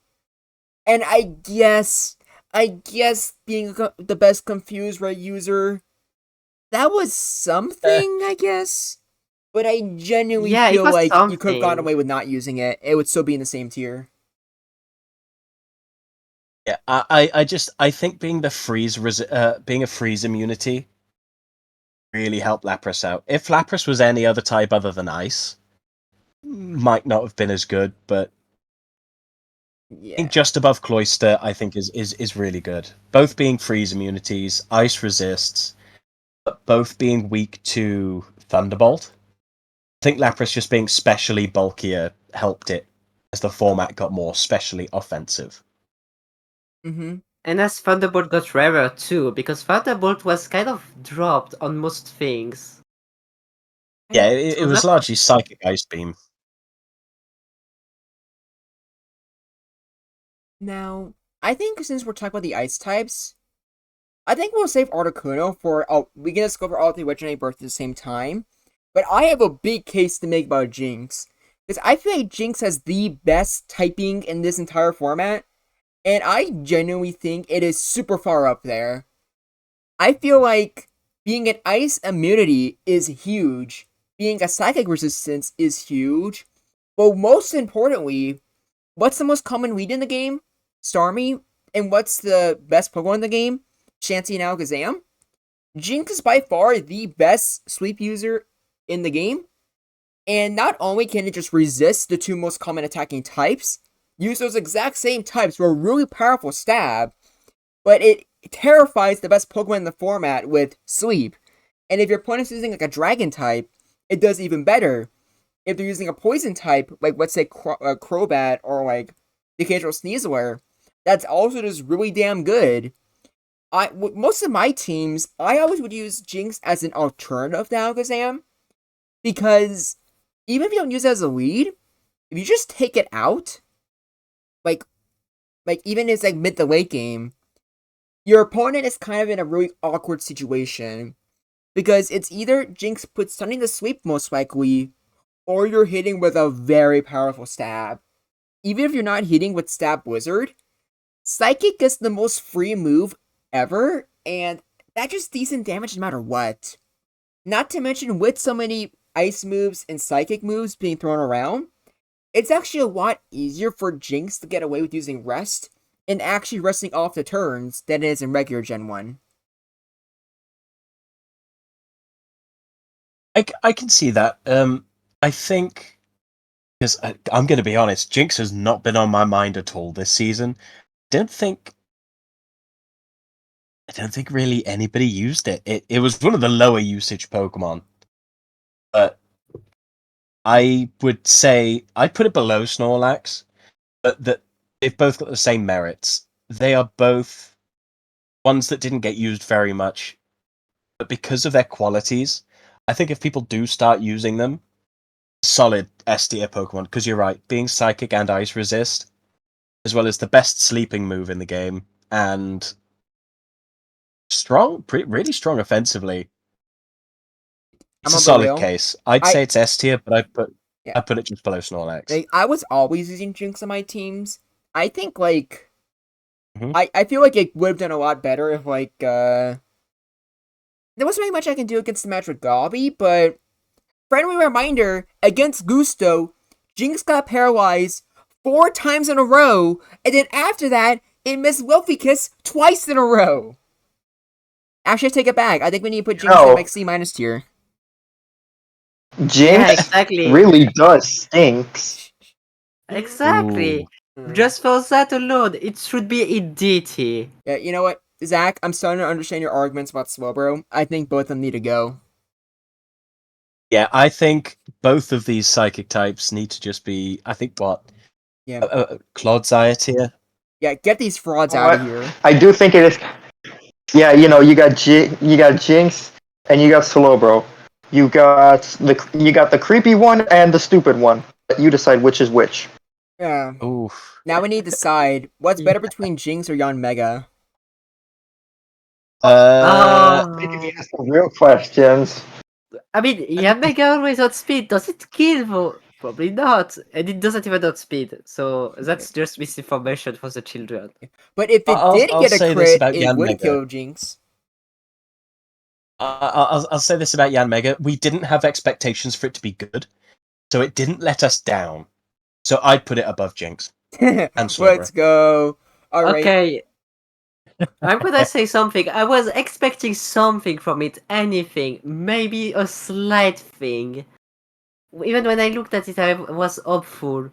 And even with no actual proof or no actual thing that it could do, and it being so mid, it's being called that mid isn't even good. I think it did worse than our expectation of nothing. It did worse than that, so no. I'm actually disappointed in Yanmida. Do you know what baffles me about Yan Mida? Is that it's the same speed as Jinx, right? 95. Yeah. It's a bug type, so it beats out the psychic types, and it has hypnosis, which is Gengar uses it. It's not a terrible sleep move, but in spite of that, it's just absolute dog ass, and everything works against it. Whereas Jinx, it's just because of typing. Jinx skyrocketed up to one of the top S tier Pokemon. Hmm. And if Yanmega had special coverage, I think it would have been better, but because it has to rely on its attack stat. It has Psychic, by the way. It doesn't rely Oh. on... It has something to rely on, no? sad. That is sad where Yon Mega Mid's like legitimately best special move we just dead ass forgot about. Yep. Imagine having Yeah. Psychic as a coverage option and being bad in Gen 1. Like, Yeah. imagine No, having Psychic it as a coverage move, but like it's so bad on you that we just forgot it existed in a tier where it's debatably more used now than ever. Like, the thing is, it doesn't want Psychic. It cannot use Psychic well. It's one of the worst Psychic user that existed in Gen 1. It's Reed and Cloudsayer have that niche of being the worst Gen 1 at something. Okay, so Cyber, I'll let you decide. What are we talking about next? Gengar or Hypno? I need to get Hypno out of the way first, just so I can shit on it and let people know that it was a meme pick and nothing else. And then when we take a quick break, you guys can just go on about how Gengar is the go, and then I can just intervene when nobody asked for and just talk about why 3 attacks explosion Gengar was the best one. On to Hypno. You're just using an awful Alakazam that you're pretending has more bulk. Honestly, what is this thing supposed to do? Because like you can use it in the lead, and it does have dual status. Oh, Executor exists. Okay, well you can use it in the mid game as like a para flinch. Oh, never mind. Low kick annihilate exists. Well, maybe in the late game, it can be a halfway decent clone of Alakazam. Oh no, Starmie exists. Well, maybe I can just yeah, no, this thing doesn't have anything. I'm gonna be real. I'm surprised it's better than Nidoking. I'm gonna be real with you. Because if you look at what do you think is gonna be better? A creepier, uglier Alakazam, or like this thing that looks as intimidating as Rhydon? What do you think is gonna be better? I just think you're failing to see the beauty on the inside.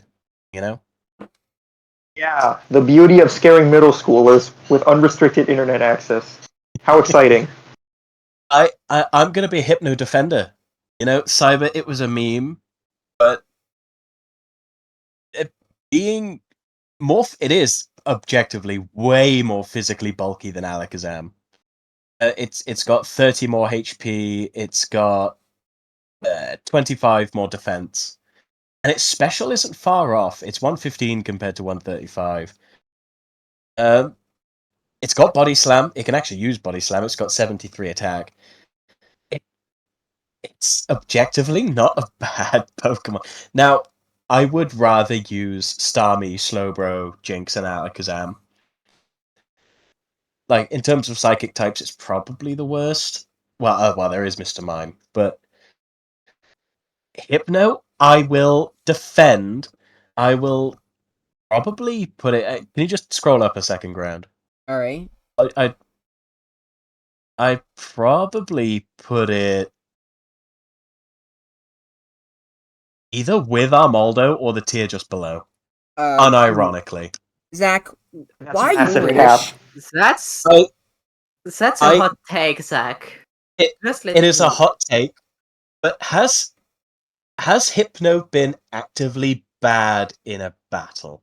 I think whenever we've seen Hypno being used, it was objectively the bulk helped it. It had decent longevity in spite of not having recover, and Hypno has it hypnotized you. It's official. Hypno propaganda is being spread. Yeah, like no, like Okay, I no, was he's not being still- best thing hypnotized. I can indeed. confirm. I can confirm that all British people have takes like these. I do Yeah. like beans on No. toast. And Yeah, he does like is beans on really toast. good. You know who also likes that? Hypno. That's a weird coincidence, wouldn't you say? Wait, You've if ne- you like beans on toast, it feels like it would be the kind of person that wouldn't. I like You beans think on so, but like toast. no, I'm like the- he eats it. He forces kids to eat beans on toast. That's kind Damn. of based.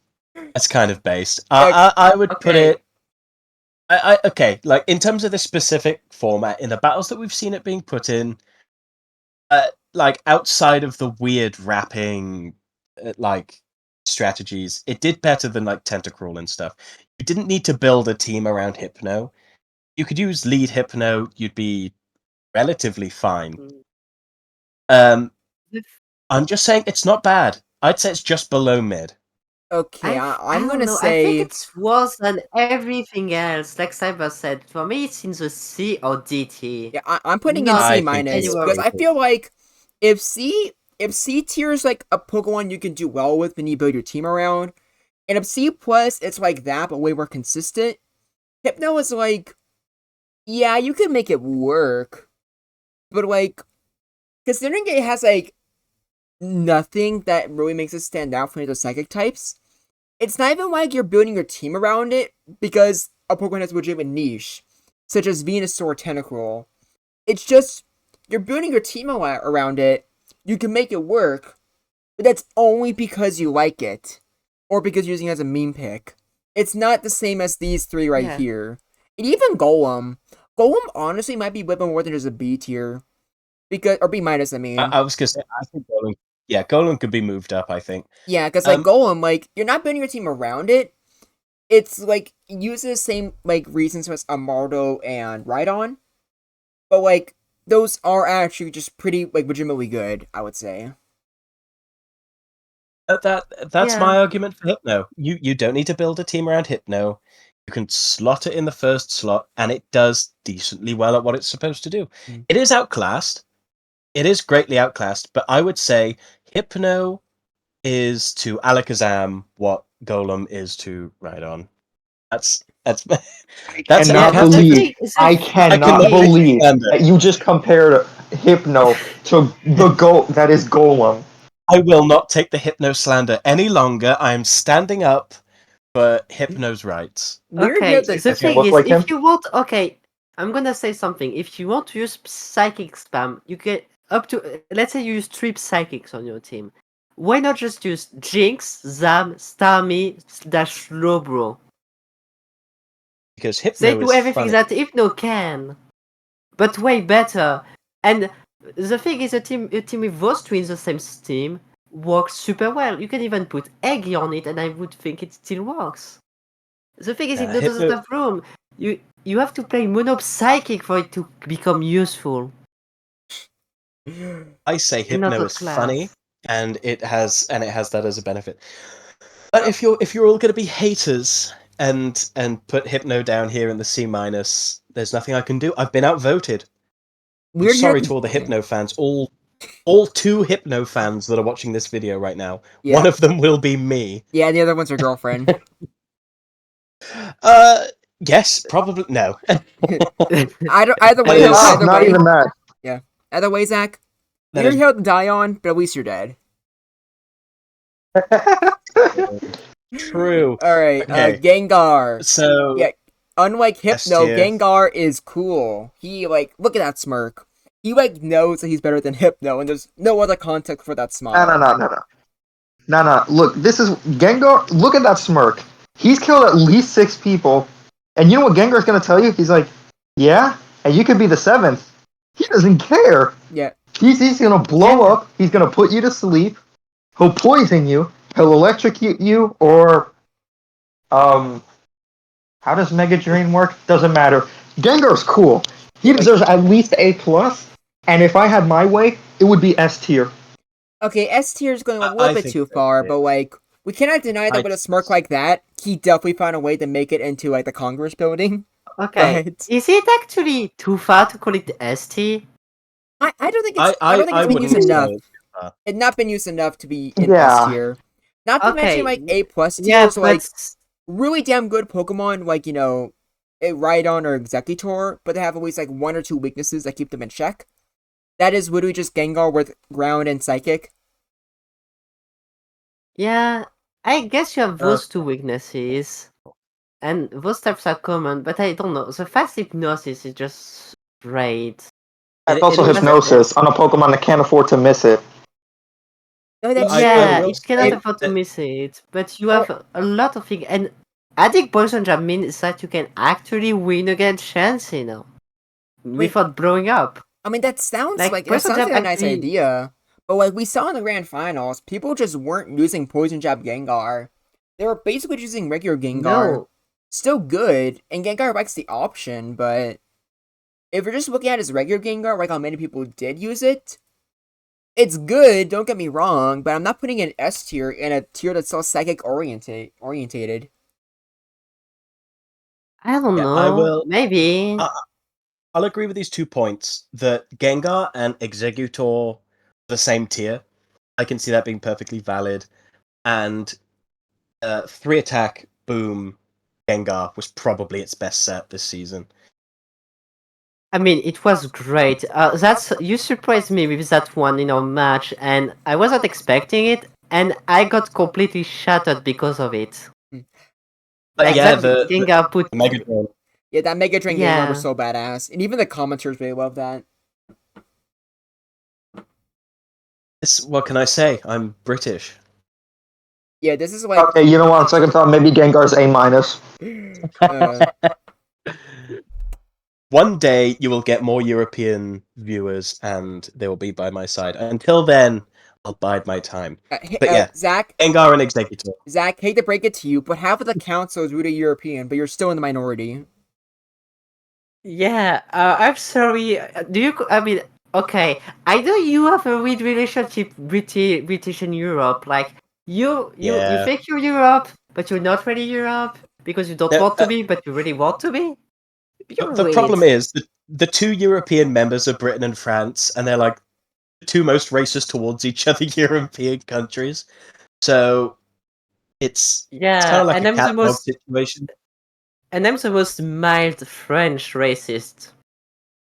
Oh yeah, definitely, Yeah, like definitely. Satina is by far like the least racist French person, but if you've seen her in VCs, holy shit, she has opinions. I mean, I know I do. I always do. Opinions are nice. Especially when they're the ones I agree with. Yeah, especially the ones I agree with. The ones that don't, the opinions you have that I don't agree with are literally racist. But the ones you don't agree with are the ones that don't agree with you. That's what we all know. Exactly. That's so true. Man. If Yeah. yes, I don't agree with your opinions, I don't agree with your origin and anything you stand for, which means they're There it bad is. people. Yeah, like Yeah, it's true. if you want world peace, why doesn't everyone just have the same opinion? Are we stupid? Yeah, why Yeah, doesn't everybody exactly. have the same opinions as Groundback? Exactly. Exactly, and that's why I'm on the council, folks. Oh, I thought just because you bribed me. No, definitely not. It's not just because of that. No. No, Wait, he you did? glaze very well. I mean, it's Zach. The British always bribe people. Yeah, Like, are we exactly. surprised? Yeah, like he was like, But hey, you should like let me join the council. Here's all the stuff my people stole Mhm. from India. Yep. Oh god, spices. Oh, we don't even use those. We don't use that shit. We stole all the spices in the world, and then just to assert dominance, we don't use any of them. Yeah, here's what happened. Here's what happened. You guys had spices. It like almost killed you because you guys are weak. But you tried taking spices away because you thought everyone else would be just like that. You guys thought you were being heroes when you're just wimps. I cannot stand for this slander, so I have indeed sat down. Okay, let's But, move on then. Like, back if on we keep talking track. about the British, I'm Back pretty on sure people will track. unsubscribe. So- Okay, Yeah. Just, Okay, Jolteon. he is but a little Jolteon guy. suffered. He He's a was little he? guy. Meow, meow. The little meow meow. Yeah. Is C? B tier? Maybe? I'm assuming. D I would say tier? literally. Okay. This is how I view Jolteon. There's like the B. Anything above B plus is like a kind of Armaldo tier where it's like slightly better than average. There's this thing that's like Golem where it's like slightly below average. Jolteon is like literally the midpoint of that. That's how I view Yeah. it. I don't know if you guys agree with that. Maybe. I can I see see it as that. being. It can go anywhere between C and B, and I wouldn't mind. I'm confused about Jolteon place, because it. It's the second fastest thing around, because Crobat is here too. But Crobat fears you and doesn't stay in on you. You're the only thing that can paralyze Naganadel without taking damage in a 1v1 scenario. And yeah, you have some niche. Jolteon just did Uh, nothing though. Yeah, It did nothing in the tournament, that's the thing. Okay, it was in the finals. I'm gonna say this. It was in the Mian team. Mm-hmm. He was cooking. He was cooking. Yeah, like Okay, but Jolteon mean, is yeah. now good we're at crits, talking but like like now we're talking like Amoongus level usage now. It was used one time in the tournament to do something surprising, Uh, and Amoongus did the same Okay. thing. I don't know about that. To be fair, No, no, no, no. to be fair, because of how big the gap was, we came like once we got to like the losers bracket, I think most of us just generally forgot how many Pokemon were used at the beginning. Because like there definitely was a lot more variety at the beginning, but I'm just too lazy to go back and rewatch those replays. I do remember. I feel like I did use Jolteon a lot, and like before the You tried tournament it at the started. start before the tournament, yeah. Yeah, same here. I used to lot before the Yeah, tournament, and but I don't remember what I did during the tournament. I think the thing with Jolteon is that nobody bothered experimenting with it because nobody used the electric types that much in the first place. Galvantula was later dropped. Zapdos only recently picked up, and Jolteon was just kind of chilling between B and C tier, which is like the most Jolteon thing you could ask for. Yeah. So Yeah. I think this is a fine placement. I think having And electric coverage was better than having an electric type. I yeah, don't disagree with that. Yeah, I feel like that's a Jolteon, like, statement. obviously Jolteon got carried by his speed stat, but I think it also got carried by his crit rate. How Yeah. dare you do that to Meow Meow? It's true. It's true. It's sad, but it's true. It's an unfortunate day to be Jolteon. I know that much. But B tier is, I think we can all agree, is okay. Yeah. I think Jolteon's just like me when I was in PE in high school. I was like the fastest kid, so like I always was just like running in front of everybody. And even though I was always the first one to finish, I just did not interact with anybody, so no one knew anything about me. And that's basically what Jolteon is. He just outspeeds everyone, he runs, and then he just keeps going. No one knows what he does, or what his interests are, or what his... just anything, really. Yes, that was a very You good heard it here first, comparison. folks. You're a tiny electric cat. Probably not. Like, I think it'd be weird if the ground bag was an electric type. But then again, like, you called the Zapdos ground bag, even though like he's way more of a Skyfront, so I don't even know anymore. Maybe I'm sick of being an electric type.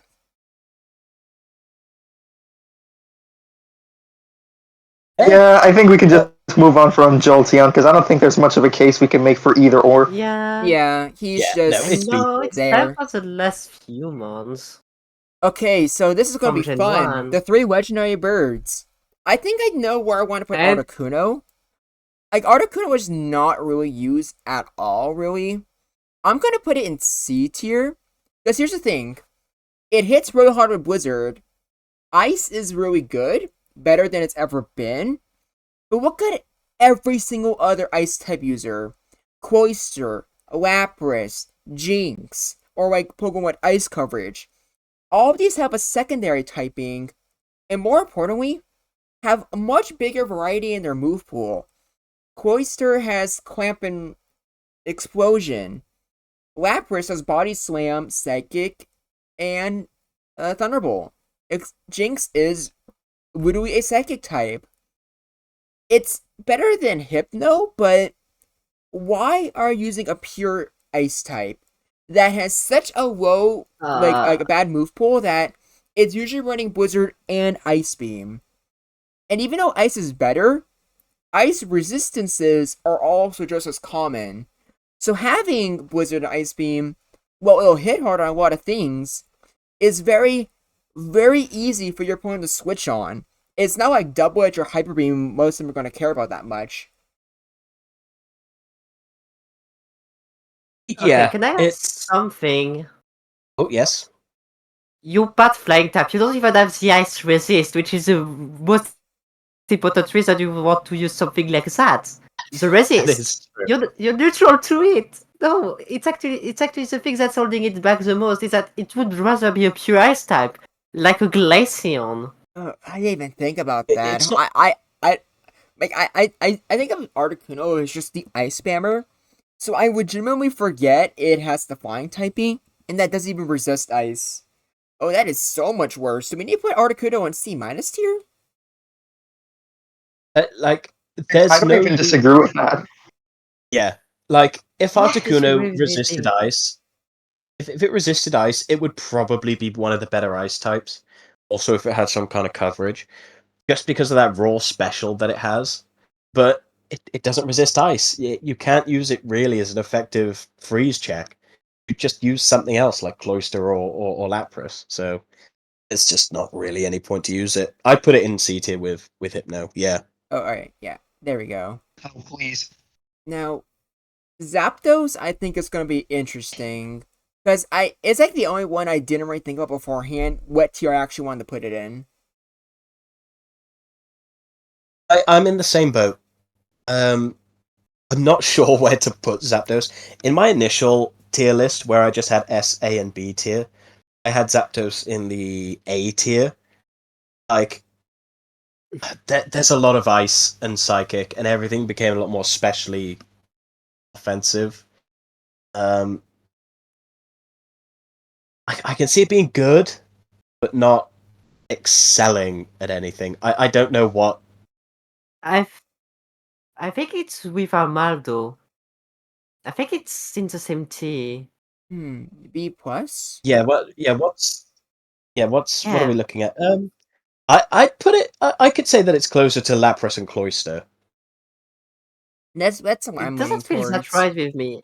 Yeah, like Because when I used Zapdos a few times, I had that thought that I don't like with all of the A-tier Pokemon. I could use something else and do better. It's one of those ones when you have that thought with, and that thought existing, like I could use something else and I have it do disagree. better. So Like for I me, don't know, like maybe. granted, like both of my matches with both Gusto and Gobby had Zapdos being fully paralyzed twice in a row.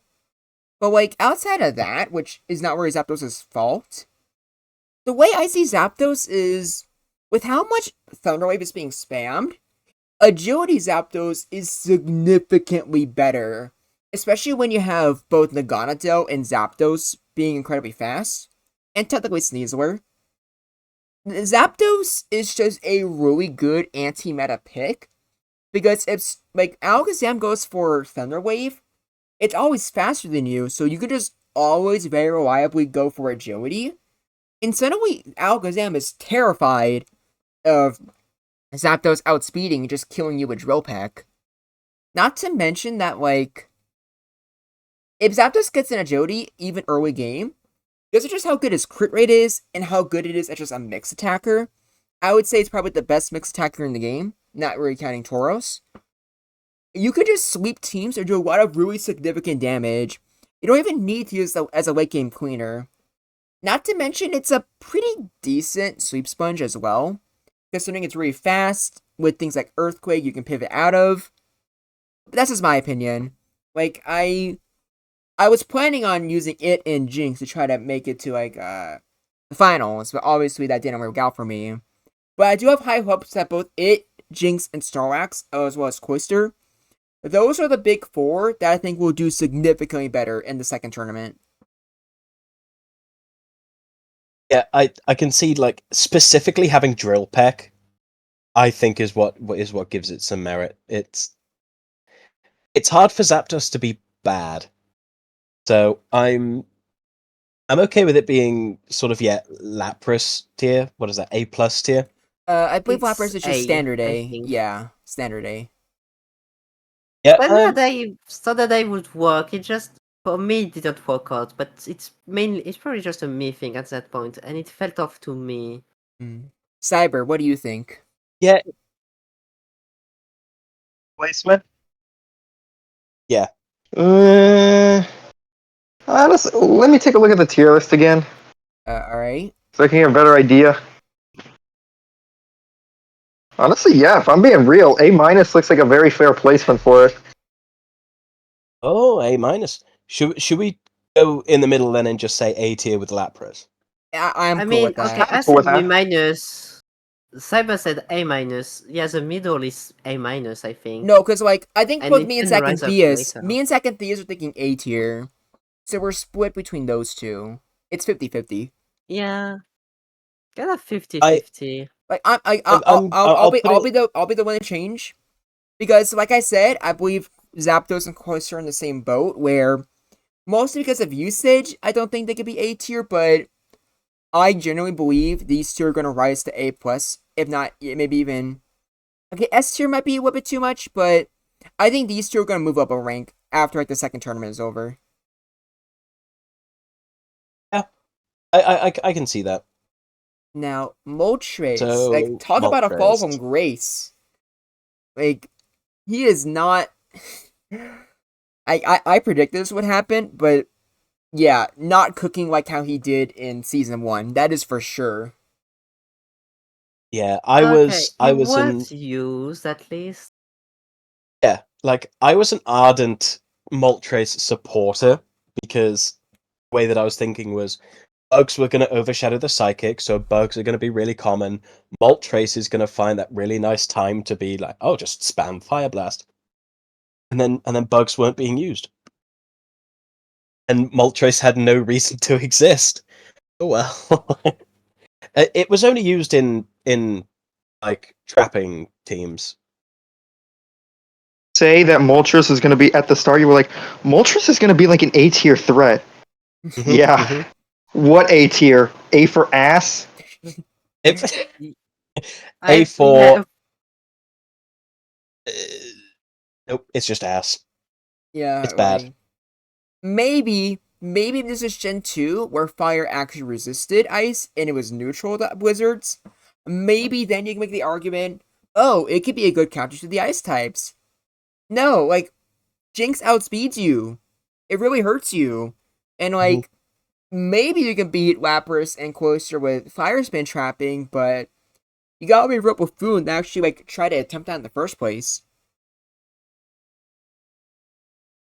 That's true. okay. Moltres is a buffoon's pick. Yeah, Yeah, okay. it's Is it D or C minus? I That's think the it's sad question to I'm say, asking.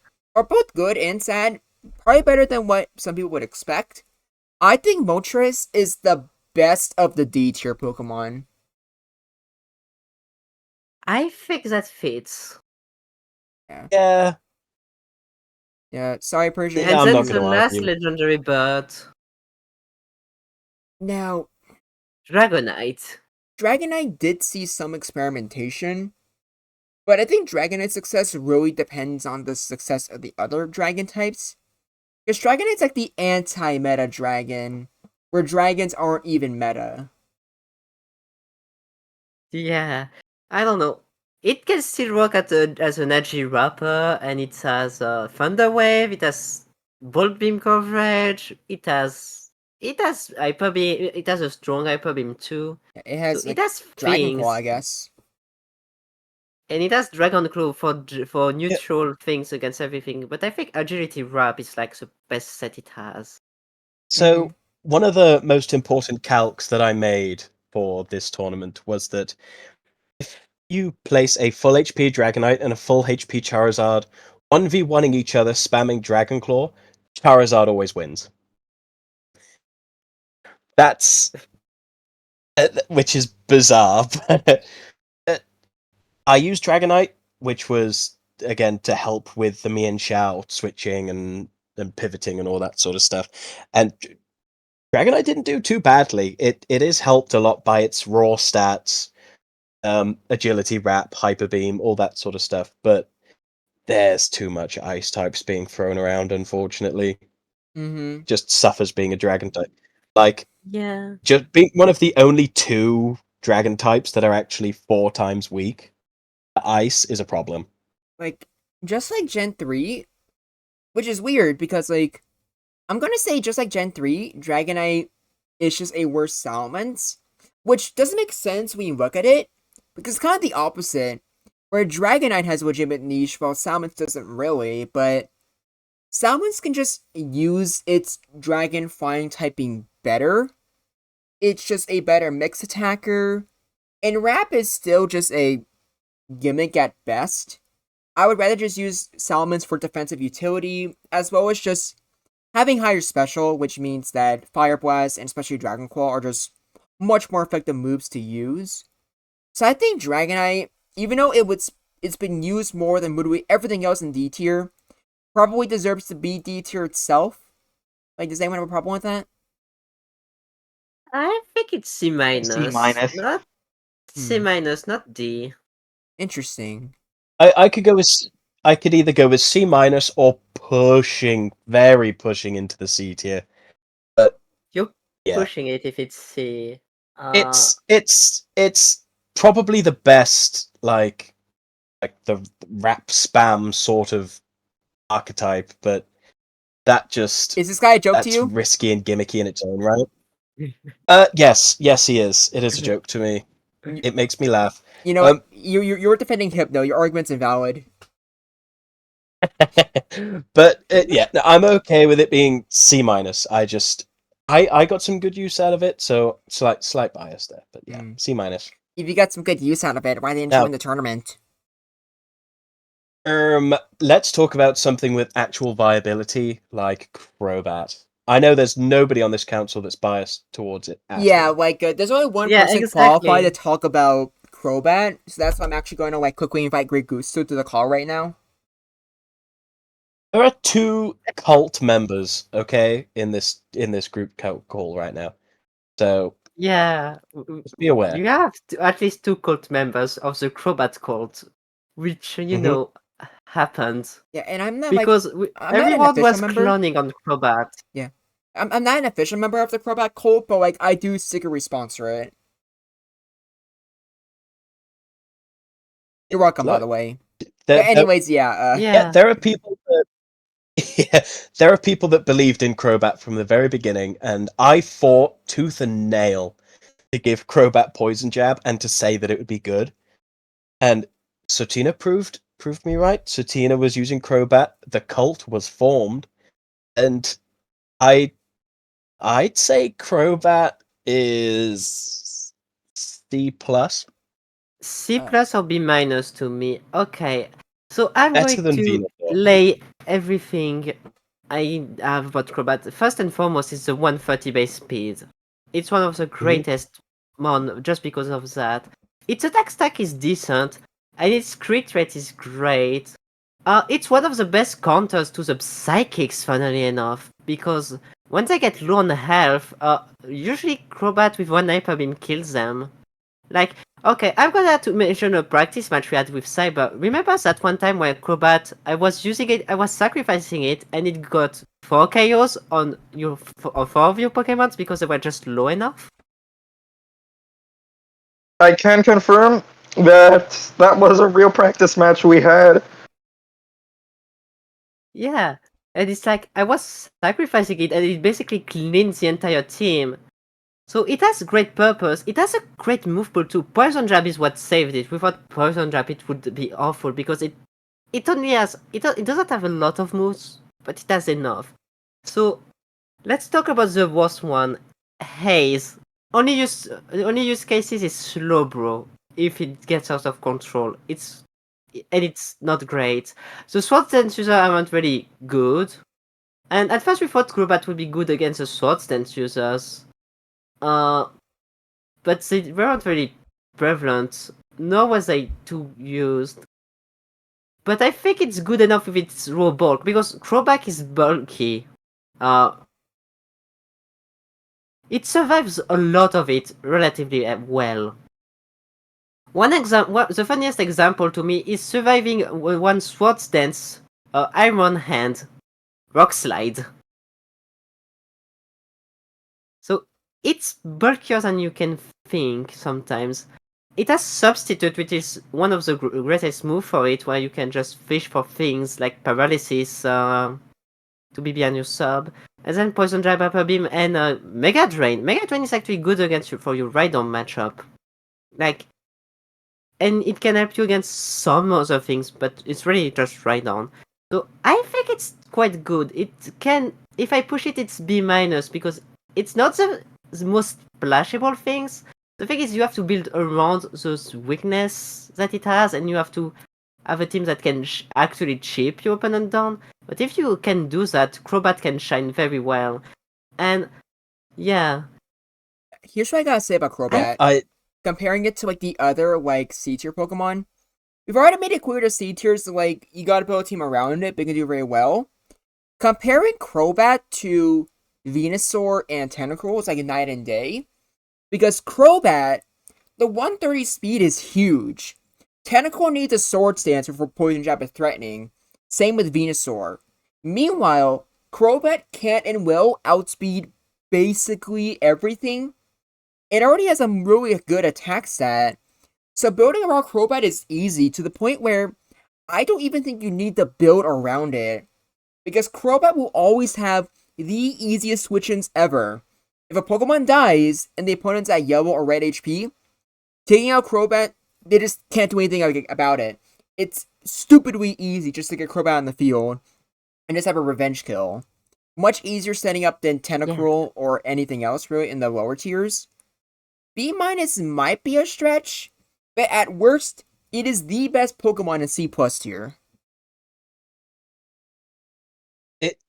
It kind of did the Starmie thing from season 1, where it was like, in spite of Psychic and Ice Beam being thrown around everywhere, and those are Crobat's two biggest weaknesses, Crobat still performed really well. And this is despite being used by one person. Mm-hmm. Yeah, it absolutely it did perform. It was good. It was a good Pokemon. I'd say in the same tier as Tentacruel is perfectly fine, because it is. I wouldn't say it's matchup reliant, but like you've got Poison Jab, Haze, the Confuse Ray did help a lot, and that's gonna be removed. Substitute on it's pretty good, and and Hyper Beam. Hyper Beam can get you some good KO ranges, but it's quite limited. But at what it does, it's pretty good. Mm-hmm. Goodra. Cyber, I want you to talk about this one, because I think it'll be funny to hear Cyber rant about Goodra falling off. Knows me so well. Okay, quick history lesson. At the start, pretty much everyone was expecting Goodra to be like top 5. It was a big 5 material, quote unquote. It was contender Holy for Big 3 crap! for a lot of people. Holy crap! The Yeah, I new don't get toy that at all. syndrome was something else. Like, I knew Goodra was I was one of the first people to catch on. I was like, this is not as good as I think it is. But I was not expecting it to fall off this much. In the sense that what we thought was like a new top dog, like a pretty much like a big 3 slayer in a sense, ended up just being pretty decent. And yeah, you got a really good special defense. Oh wait, you've also got a nice weakness. So what that actually means in practice is that Goodra can take ice coverage better than average. So it's coping with an ice weakness. Because I'm pretty sure a Tauros Blizzard is like a 3-hit KO, which for ice weakness standards, it's not actually that bad. But if it's a stab ice move, it's not going to matter. So in practice, the special defense is usually relevant for psychic and things like that. And that's only if you don't get special drops. Admittedly, it's more like a bulky attacker, if anything. Where you got like Earthquake, Blizzard, Thunderbolt, and then Rest. It's kind of like an alternative to Lapras almost. Except it's weak to Blizzard. But your physical attack is much better, and you have Earthquake. So, if you had to tell me where to rank it, I'd probably say like B plus, or somewhere around B, probably B plus. Because it's still pretty decent. What do you guys think? Yeah, I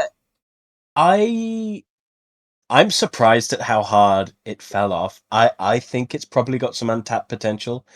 I think the biggest problem with Goodra is that it didn't resist Psychic.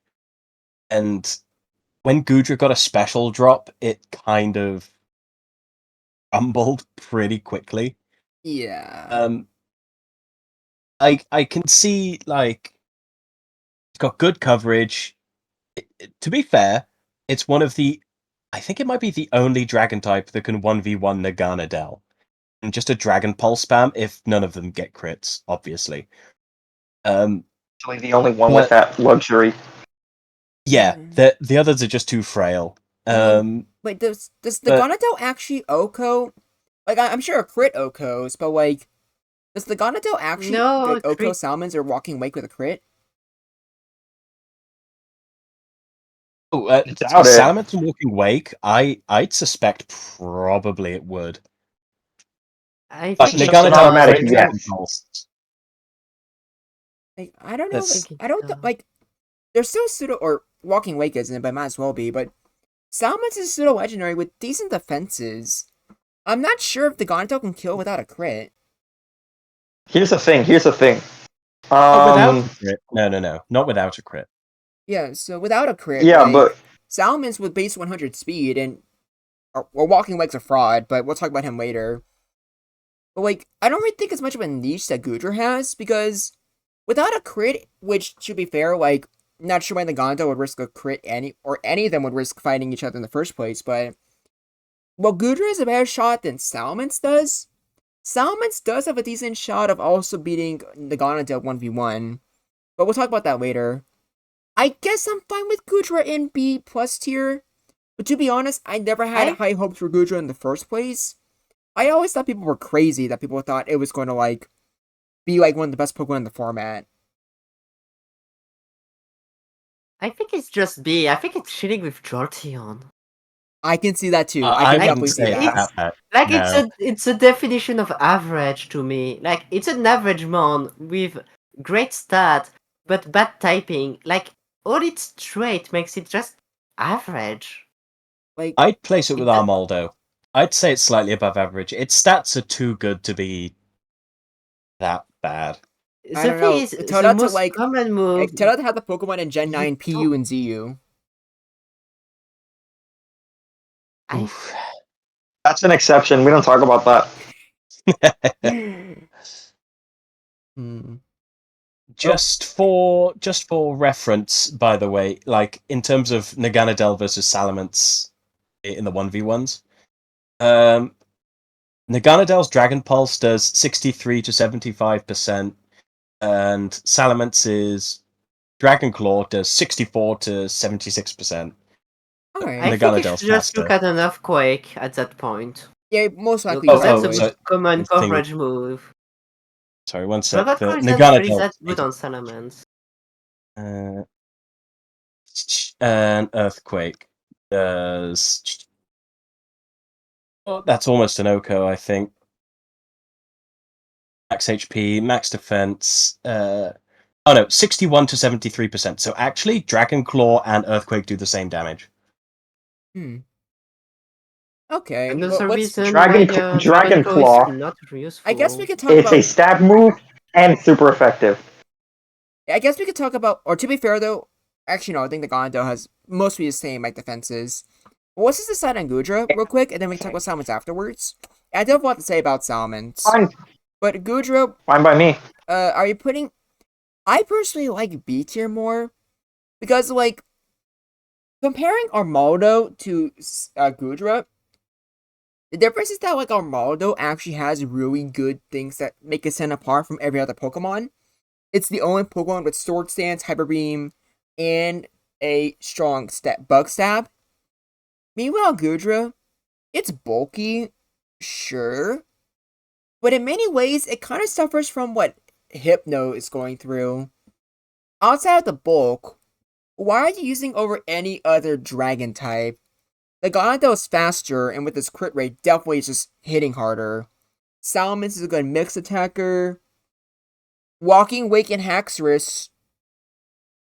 Actually, you are using Gudra Try. over those two. Those two do not count. Those two are frauds. Oof.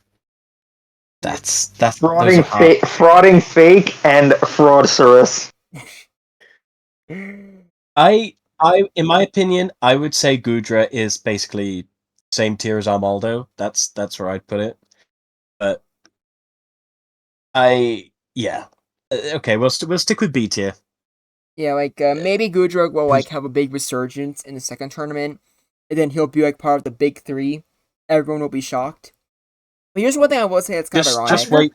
I know a lot of people don't like Gudra being a pure dragon type, And many people have argued that it should have been like Poison Dragon because of just like its whole gooiness or whatever. Thank God that is not the case. Oh yeah. Like Yeah, thank God for this specific scenario it's not. like stab poison jab, good for you, buddy. If you're already hating psychics, well, if you're a poison type, oh boy. Oh, just to be clear, by the way, Yeah. if this was Hisuian Gudra, it'd probably be Ubers. Would actually be Ubers. That thing's stats are ridiculous. Like, Hisuian Gudra, what's that even talking about OU? Imagine Hisuian Gudra in freaking Ubers.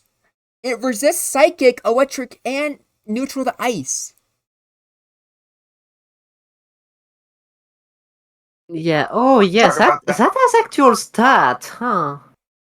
And its defense is at 100, so like, I'm sorry to tell you guys this, but Submission Mewtwo isn't really gonna hurt it that much. Damn, no. It's yeah. Yeah, it's over for Mewtober, submission. so Mewtober. Yeah, it's Utopia. Alright. I'll say just Yeah. wait for Gudra to get its counter off, and then we'll see how good it is. Hmm. Who's next on the list? Salamence. Salamence I've talked about a lot in the server. I actually really like Salamence. Unfortunately, Wish does not work in Gen 1 custom games. If it did, it most likely would have gotten it, and that would have been a really interesting niche. However, I do think Salamence has like tools that really help out a lot. Because it's the most solid Pokemon in both like stats, like offensiveness and like defensiveness. Which I mean that both the best and worst ways possible. Because in some ways I am saying it's average, but it's just by far the best jack of all trades Pokemon we have here. It has base 100 speed, so a great crit rate, great speed, not the fastest thing around, but also faster than a lot of other things. It has, I believe, 135 attack and 100 special attack. So as a mixed attacker, it's just super threatening, with really good like coverage as well. It has Earthquake, Hyper Beam, it has Stab Dragon Claw. Fire Blast is really good for scaring off the physical attackers. And Hydro Pump is probably one of its best tools since it's able to OHKO Rhydon and always has a guaranteed KO on Armaldo at 56% or lower. Not to mention, I think it's the best bug resist in the game, minus maybe Zapdos. We'll talk about Vespiquen in a little bit, but Vespiquen was a huge threat in the like mid-section of the tournament. Salamence can always very easily switch in on a critical attack order, and then with Fire Blast, it scares off Iron Hands, Vespiquen, Tauros, Snorlax if it's not running Amnesia. Not to mention with just how strong it is as a mix attacker, it's one of the scariest things you can deal with when the team is paralyzed. Because it has strong earthquakes that can take on any of the special attackers. It has really strong like stab dragon pulses. Hydro Pump can just take games away on its own. And it does suffer for a lot of other things though. Not being the fastest dragon type is annoying. And obviously that blizzard weakness you have to be very careful about. But I really like Salamence. My guts tell me that it would probably be with Crobat and Tentacruel being a Pokemon I need to build around. But if I had my way, I would put it in B tier. Because I legitimately like Salamence more than Gudra, and I feel like it has more to offer in the long run. Because at least it doesn't need to like... It doesn't have to rely on tanking hits and being scared of Psychic of all things. You could take it out against anything paralyzed, and you're going to be able to hurt it no matter what you do. I'd even put Salamence a tier above Gudra. I think it's B I plus too, yeah. Yeah, it is incredibly scary if your team isn't prepared. Like if Salamence comes in and surprises you, it can quickly rack up 1 or 2 KOs and dent your team pretty scarily. It's one of the best mix attacker we have around. by a long shot. It has an infinitely deep move pool. Like, you can't know what it runs. It's just kind of a Snorlax situation. Like, you know it has thing it usually runs, but what does it actually run? Like, it has 130 attack, 110 special attack. It's bulky, it's fast. You have to play around it until you know what it is. And it can grab a KO easily because of that. So I think it's trending. It also loves paralysis support for obvious reasons.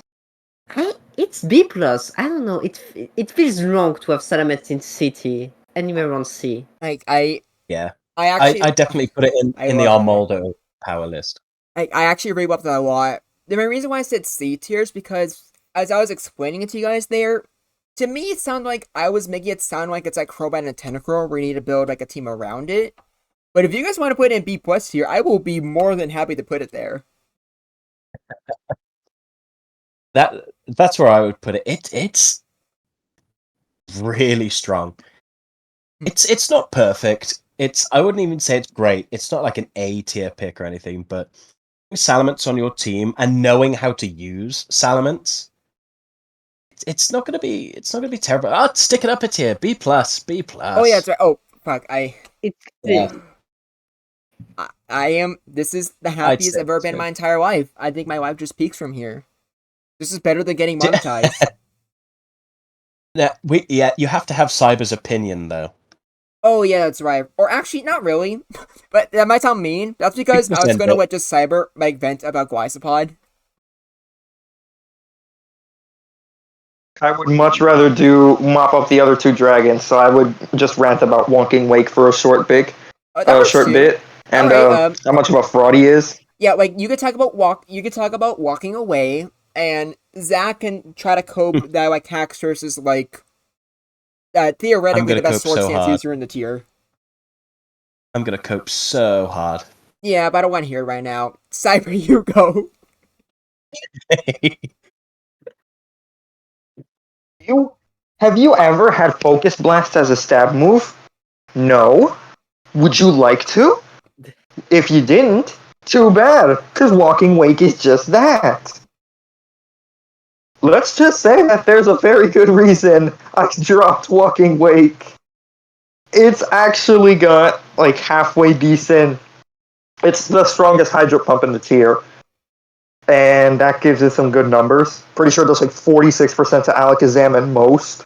That's impressive. But it's so unreliable, I can't, in good faith, rely on this. Especially if it's a stab move. Oh my god, if it's a. Because if it was Starmie, okay, well, there I can have a little more leeway. No, that's my main stab move. So you actually need Dragon Claw just because of the safety. Oh, it gets the low kick? Maybe I can Paraflinch Chansey. 30% maximum, doesn't even 3-hit KO. That's the most disappointing Yeah, thing about Walking Lake. Like walking awake. dump the boy in dump the boy in C tier so we can actually talk, so we can hear Slack and Thea's cope about Fraudsterus. Yeah, it's so disappointing. But like, walking awake probably needs to use both Hydro Pump and Surf. Like for two different reasons. One, because do you really want to rely on Hydro Pump? You probably don't. But Surf doesn't do enough damage. But your physical moves are just so shit that you might as well. And you have Flamethrower as coverage, but I think it really hates that it doesn't have Fire Blast instead. Because Flamethrower is kind of bad in Gen 1. Because you don't have a 30% chance to burn. Here's another tragedy. Yeah. Here's another tragedy. Um, because it doesn't get Earthquake, it's actually just blocked by Gengar because Hydro Pump is like what, a 3-hit KO? Yeah. Or maybe barely a 2-hit KO with a super high roll. Yeah, and that's And meanwhile, Gengar can just kind of fish for a Hypnosis for free. yeah, and that's just Gengar. Let's not even talk about like the psychic types. Like you think like Walking Wings or anything the Swabro? You think a critical hit? Like you think Alakazam and Starmie or even Shanty will care about that? No. Walking Wake will just like I guess you're doing more with it than with like Articuno or Hypno, but I'd rather use Venusaur. Where too? All right, let's hear Copserus. Yeah. One more point Copipius. about frauding fake. It being 109 speed was such a detriment. Yeah. If we were talking like 121, or even just slightly faster than Starmie, like 116, 117, it would have been, you could justify a lot more. But dropping below that 110, it didn't perform. Haxorus, I am convinced if you give it the paralysis support, it is going to end up being in the, like, if you build a team around it tier, but it might be the best Pokemon in that tier because you can't ignore 147 attack with Earthquake, Hyper Beam, Swords Dance, and Slash for.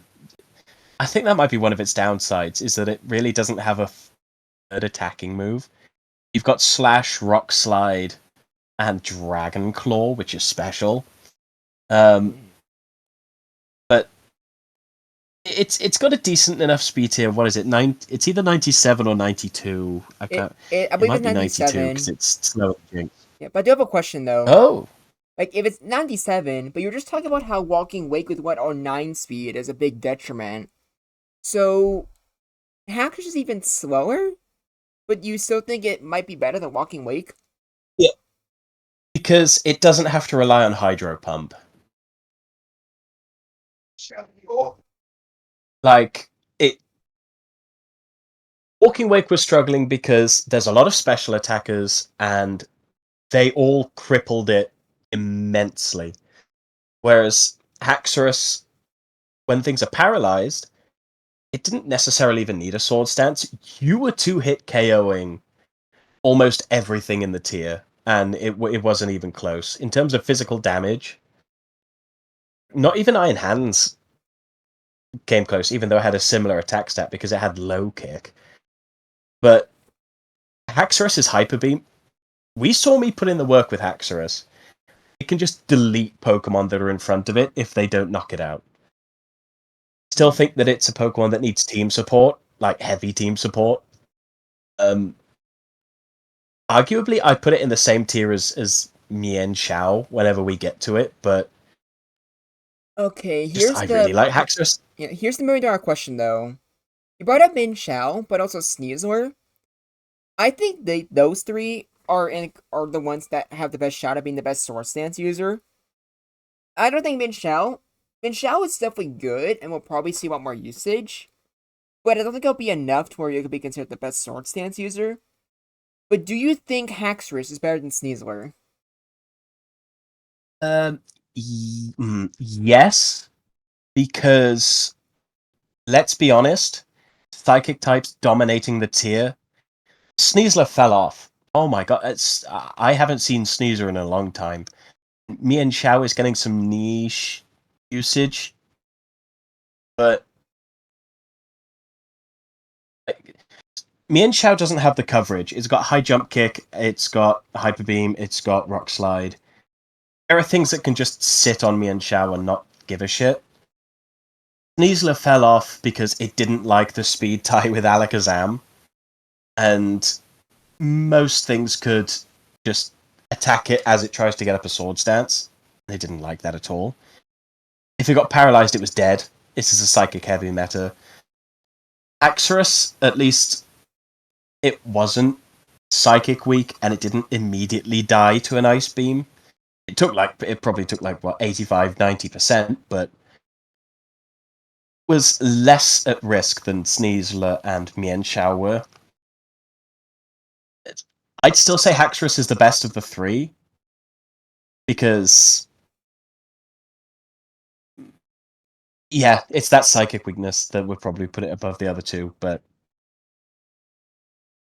I'm interested to see what other people pick, because I know a lot of people don't like Haxorus in this. It's quite a disappointment for a lot of people. But I'd say, could I make an argument that Haxorus and Armaldo are similar? Armaldo's better defensively, Haxorus is better offensively. I don't know if I really No. agree with that because, like, Haxorus has big stupid stats, sure, but even Walking Wake has stab. And stab in Gen 1 is debatably more important than actual coverage, since it's a 50% boost. So a lot of the time it's kinda hitting as hard as a super effective move anyways. So I feel like even Walking Wake, I'd rather just not so much Hydro Pump, but I feel way more comfortable just spamming Surf or Dragon Claw instead of having to find a good opportunity to go for Sword Stance. Especially when you're smaller than Pokemon like even Zapdos, and only barely faster than Jinx. Yeah, I mean, like even this is the weird thing. Even off a 147 attack, Rock Slide will not KO Jinx, and No, it Jinx is doesn't. like it's like made of paper, which is obscene. Where did we rank Fake? Where's Frauding Fake? We put we put him in C tier. Yeah, I I could probably say, oh, It probably is C C tier. tier. Like in all honesty. I think Yeah. it's CTA. Yeah, Yeah, like I don't see it being that consistent. yeah, that's probably the best way I can describe Haxorus as inconsistent. Yeah, it's inconsistent. The thing is, Nizzler and Mienshao are consistent at what they do. Axorus doesn't have that luxury, and I I think wouldn't that's even what call makes them. them better. Mm, That is something I would disagree with. I wouldn't really call. I mean, what Mien Shao's consistently did. like Like, Minxiao sure, excels in one thing it's in particular. The one thing Minxiao excels yeah, at is beating Chansey, which on its own sounds like a gimmick, but when Chansey is like a big two Pokemon, that alone could give it way more merit. Especially when, for a fact that just could be one small tournament. It's not like you're gonna be facing like a whole bunch of different opponents or you're playing on ladder. If it's just a small amount of games and you have a pretty good idea about what someone's using, something like Minxiao excelling in just one gimmick but doing a really good job at that is debatably more valuable and will help you more than just something like Haxorus, which like requires more support but doesn't like beat anything particularly well that other Pokemon don't do already. counterpoint. Sure, it beats Chansey, but Chansey has the bodyguards of Alakazam, Starmie, Slowbro, and Mien Shao Feels does weird nothing to else. me. It feels weird to me that you're gonna try and like you were trying to hype up Haxorus as like the same caliber as Armaldo, yet when me and Xiao's competition has to like get past Alakazam and whatnot, that's a point against me and Xiao. But with Haxorus, it's like, oh, you can just play around that. Yes, but I was wanking Haxorus stats. That's the difference. And Yeah. to be Yeah, fair, like, except that I Me and Xiao has a really good attack staff and a really good stab move. also you Yeah, didn't hear from exactly. me, but like The Second Theus stab also is told me in carrying DMs. it. He told me in DMs that Haxorus is also better because he's used by a better player rather than the Min Xiao players. True. I say that almost every morning. I say, just in case Yeah, you weren't aware, exactly. Yeah. Axorus is used by the best player, and that's just how it is.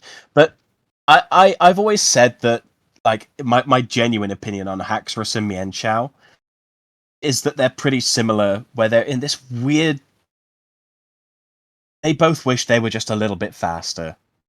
Okay, yeah, because right now the thing with both me and Shaw and Axters that I will agree with is that there I'll skill flow things to pull off, like to pull off well. I mean, because you can pull them Yeah. off pretty decently, even with pretty okay to low level skills. But you need to to have a lot of experience and to know what you're doing to make any of the two of them work. Let's just like put For Min Xiao both in of them, tiers right now since we're talking about it. I think Min Xiao is a little bit better.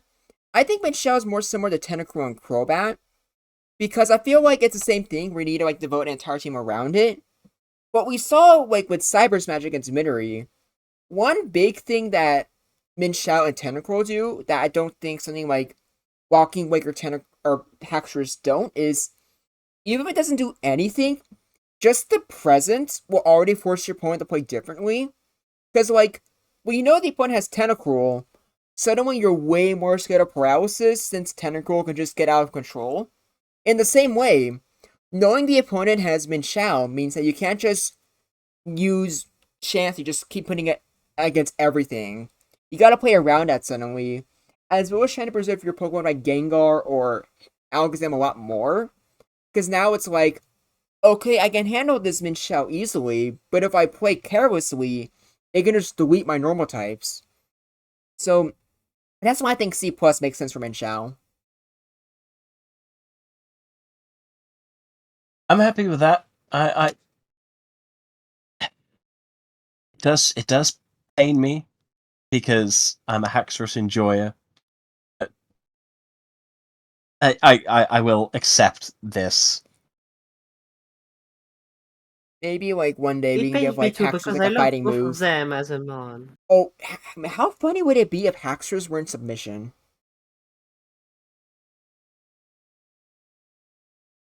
I don't even think it'd be any much better than it just using Hyper Beam on Blissey, to be honest. No, you have to give it That one close can't see. combat. Okay, what if it had like high jump kick? Yeah, exactly. I jump kick. Yeah. Now that's different. Now we're talking. Now we're talking. Yeah, now we're talking, baby.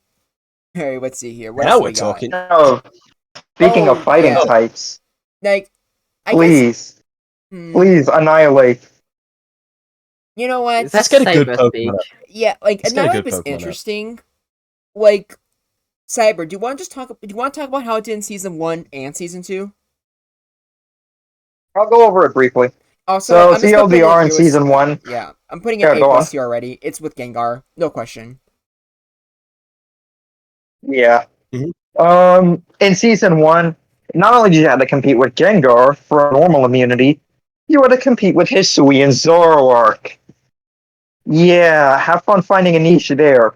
There was one thing exactly it was okay at checking, and it was Terrakion, and even then, Sceptile was right there. It just wasn't really worth trying to experiment with Annihilate. But in season 2, Hisui and Zoroark doesn't exist, and resisting Rock Slide is genuinely insane because a lot of fighting types, or at least Sneasler and Mian Shao, they only have Rock Slide and Poison Jab as coverage. So Annihilate is kind of like the blanket check to physical attackers, hence why it's as good as it is. It's got the Machamp thing where you can paraflinch with low kick. It's just pretty strong with Earthquake and Rock Slide coming off 115 attack. For something that bulky, because it actually Chansey Psychic does 47% maximum to it. Without special drops or crits, that's a 3-hit KO. Annihilate substitutes, if on a low roll, can survive a Tauros Earthquake. And to make things a little more interesting, it's still pretty fast at like 90 speed. For something that fast, you definitely do hit pretty hard. Hence why it's as good as it is. Couldn't have said it better myself. Yeah. No. Yeah. I think having the niche of probably having one of the better matchups against Tauros in the entire format is really good. It's much better than it was in season 1. Especially now that we've discovered Substitute. Mm-hmm. Yeah, like, imagine if like, or I guess it wouldn't have changed that much in season 1, but considering normal was just in general a much stronger type there, it would have helped. Yeah, I it think just had the something we can competition. say about Ape for season 2 is that it has a decent enough move pool to be customizable to most people. I personally don't enjoy Apes that much. I prefer Gengar. It fits more my style of play. But I can see a lot of merit for Ape, especially with the move pool it has. Mm-hmm. Now there is one thing I need to say. Like, I just have a bit of a PSA when it comes to Annihilate. Stop using Screech! It is not good! Nope. Nope. Nope.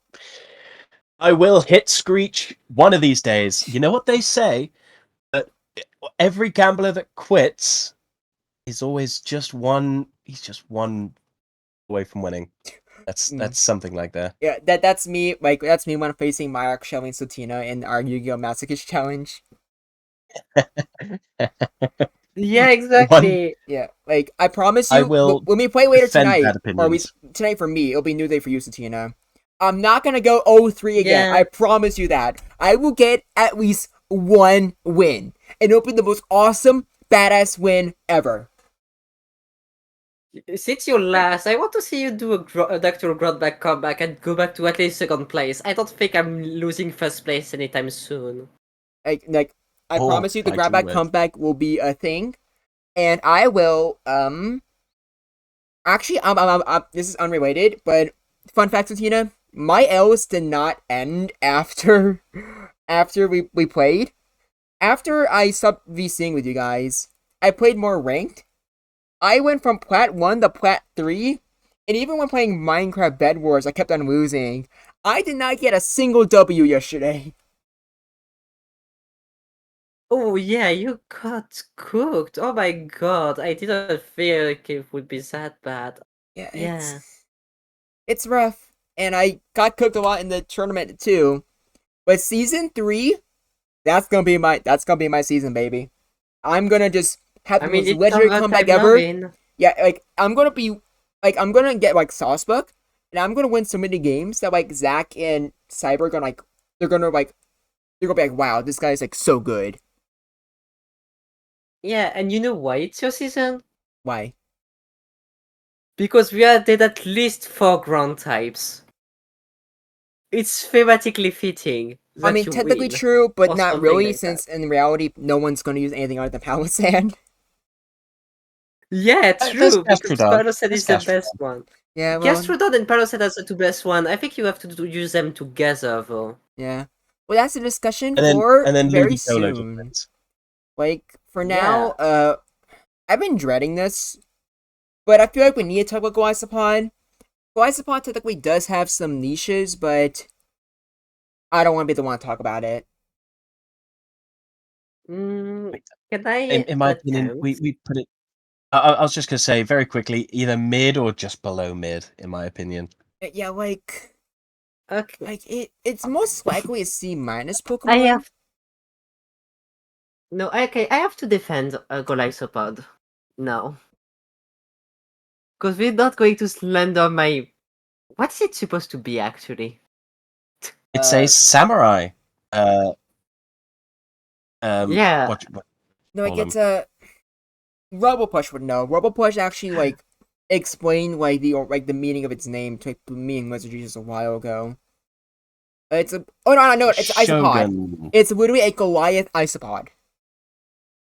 That's the one. oh Isopod. yeah, that's what it is. Yeah, you won't slander my isopod like that. So okay, the thing is, Golaisopod, right? Great typing overall. Like Waterbug is surprisingly great. Uh, you have a great defensive stat spread too, because Waterbug is actually a defensive stab combo. You have no great move to attack with, but I think you can handle it very well. Like, okay, you technically do have Source Dance, but why would you use it? I think you want it. It's a Collect Support is a wall in a way, and it's kind of weird. And I think you don't care to use it. I'm gonna argue for C plus, not C, but or C general. But the thing is, it's basically cloister-like in its tanking capabilities. It also has that important ice resist, even if it's not immune to freeze. Like that's the big thing going against it right now is that it's no freeze immunity. But yeah, it doesn't have many things it's actually weak to. Like even the psychic type is actually one of the better things against the psychic type because it can actually text their hits. It's the only bug type that can take a hit, which is important because bug type usually don't. But yeah, it's mainly a physical wall, and it walls all the fighting type too very well, even if they have rock slide. That's I fair. think with Galaisopod, yeah, I think the tiering that you've given it is a good tiering. I think the problem with Golisopod is I think it wishes it had some kind of recovery. It I struggles to maintain that hit taking ability. I don't think rest is even going to be very good on it, to be honest. It could be. I don't think anyone's used it, but I've used it. Yeah, It's like, pretty okay. You Like- have enough turns to wake up. yeah. I just feel like it doesn't hit hard enough. I feel like Sourcing's already It mid on it. doesn't. Yeah, so like you have like Slash, Bug Bite, and Surf. You need a crit, which isn't always guaranteed with Slash. And you're only hitting hard if you're hitting Rhydon with Surf or Psychic types super effectively with Bug Bite. But it's really easy to play around.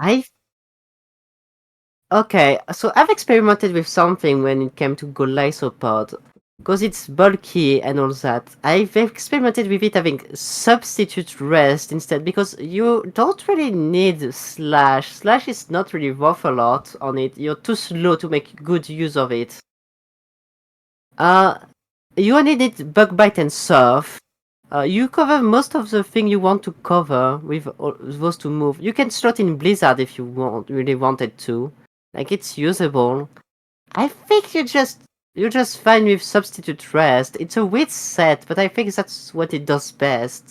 Because the sub is tanky too. I never considered Substitute. But that sounds like my kind of playstyle, honestly. I kind of wish I could experiment with that more. Where do you guys want to put your Golisopod?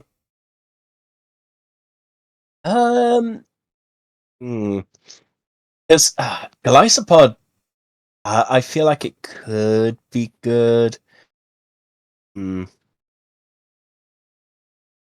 Just C minus. C minus? I'd argue for C general, but I guess C minus. I guess the slender is real. I mean, no, like, I think it's definitely seen enough play to where we can't put in the same tier as like Articuno. It's definitely seen more play than Haxorus, that's for sure. So I think C tier is probably fair. I'd be okay with C tier. I think it's a king of C tier, not gonna lie. Yeah, I'm Just- pretty sure it has seen more play than Venusaur as well. Not so much in the later games, Venusaur but was definitely played early in and one mid game. match. A lot of the new players were definitely using it a lot. And no, I'm not just saying that like half of his usage is because of Myrox exactly. But hey, like, Golisopod, it's really good against Charizard and Geodude.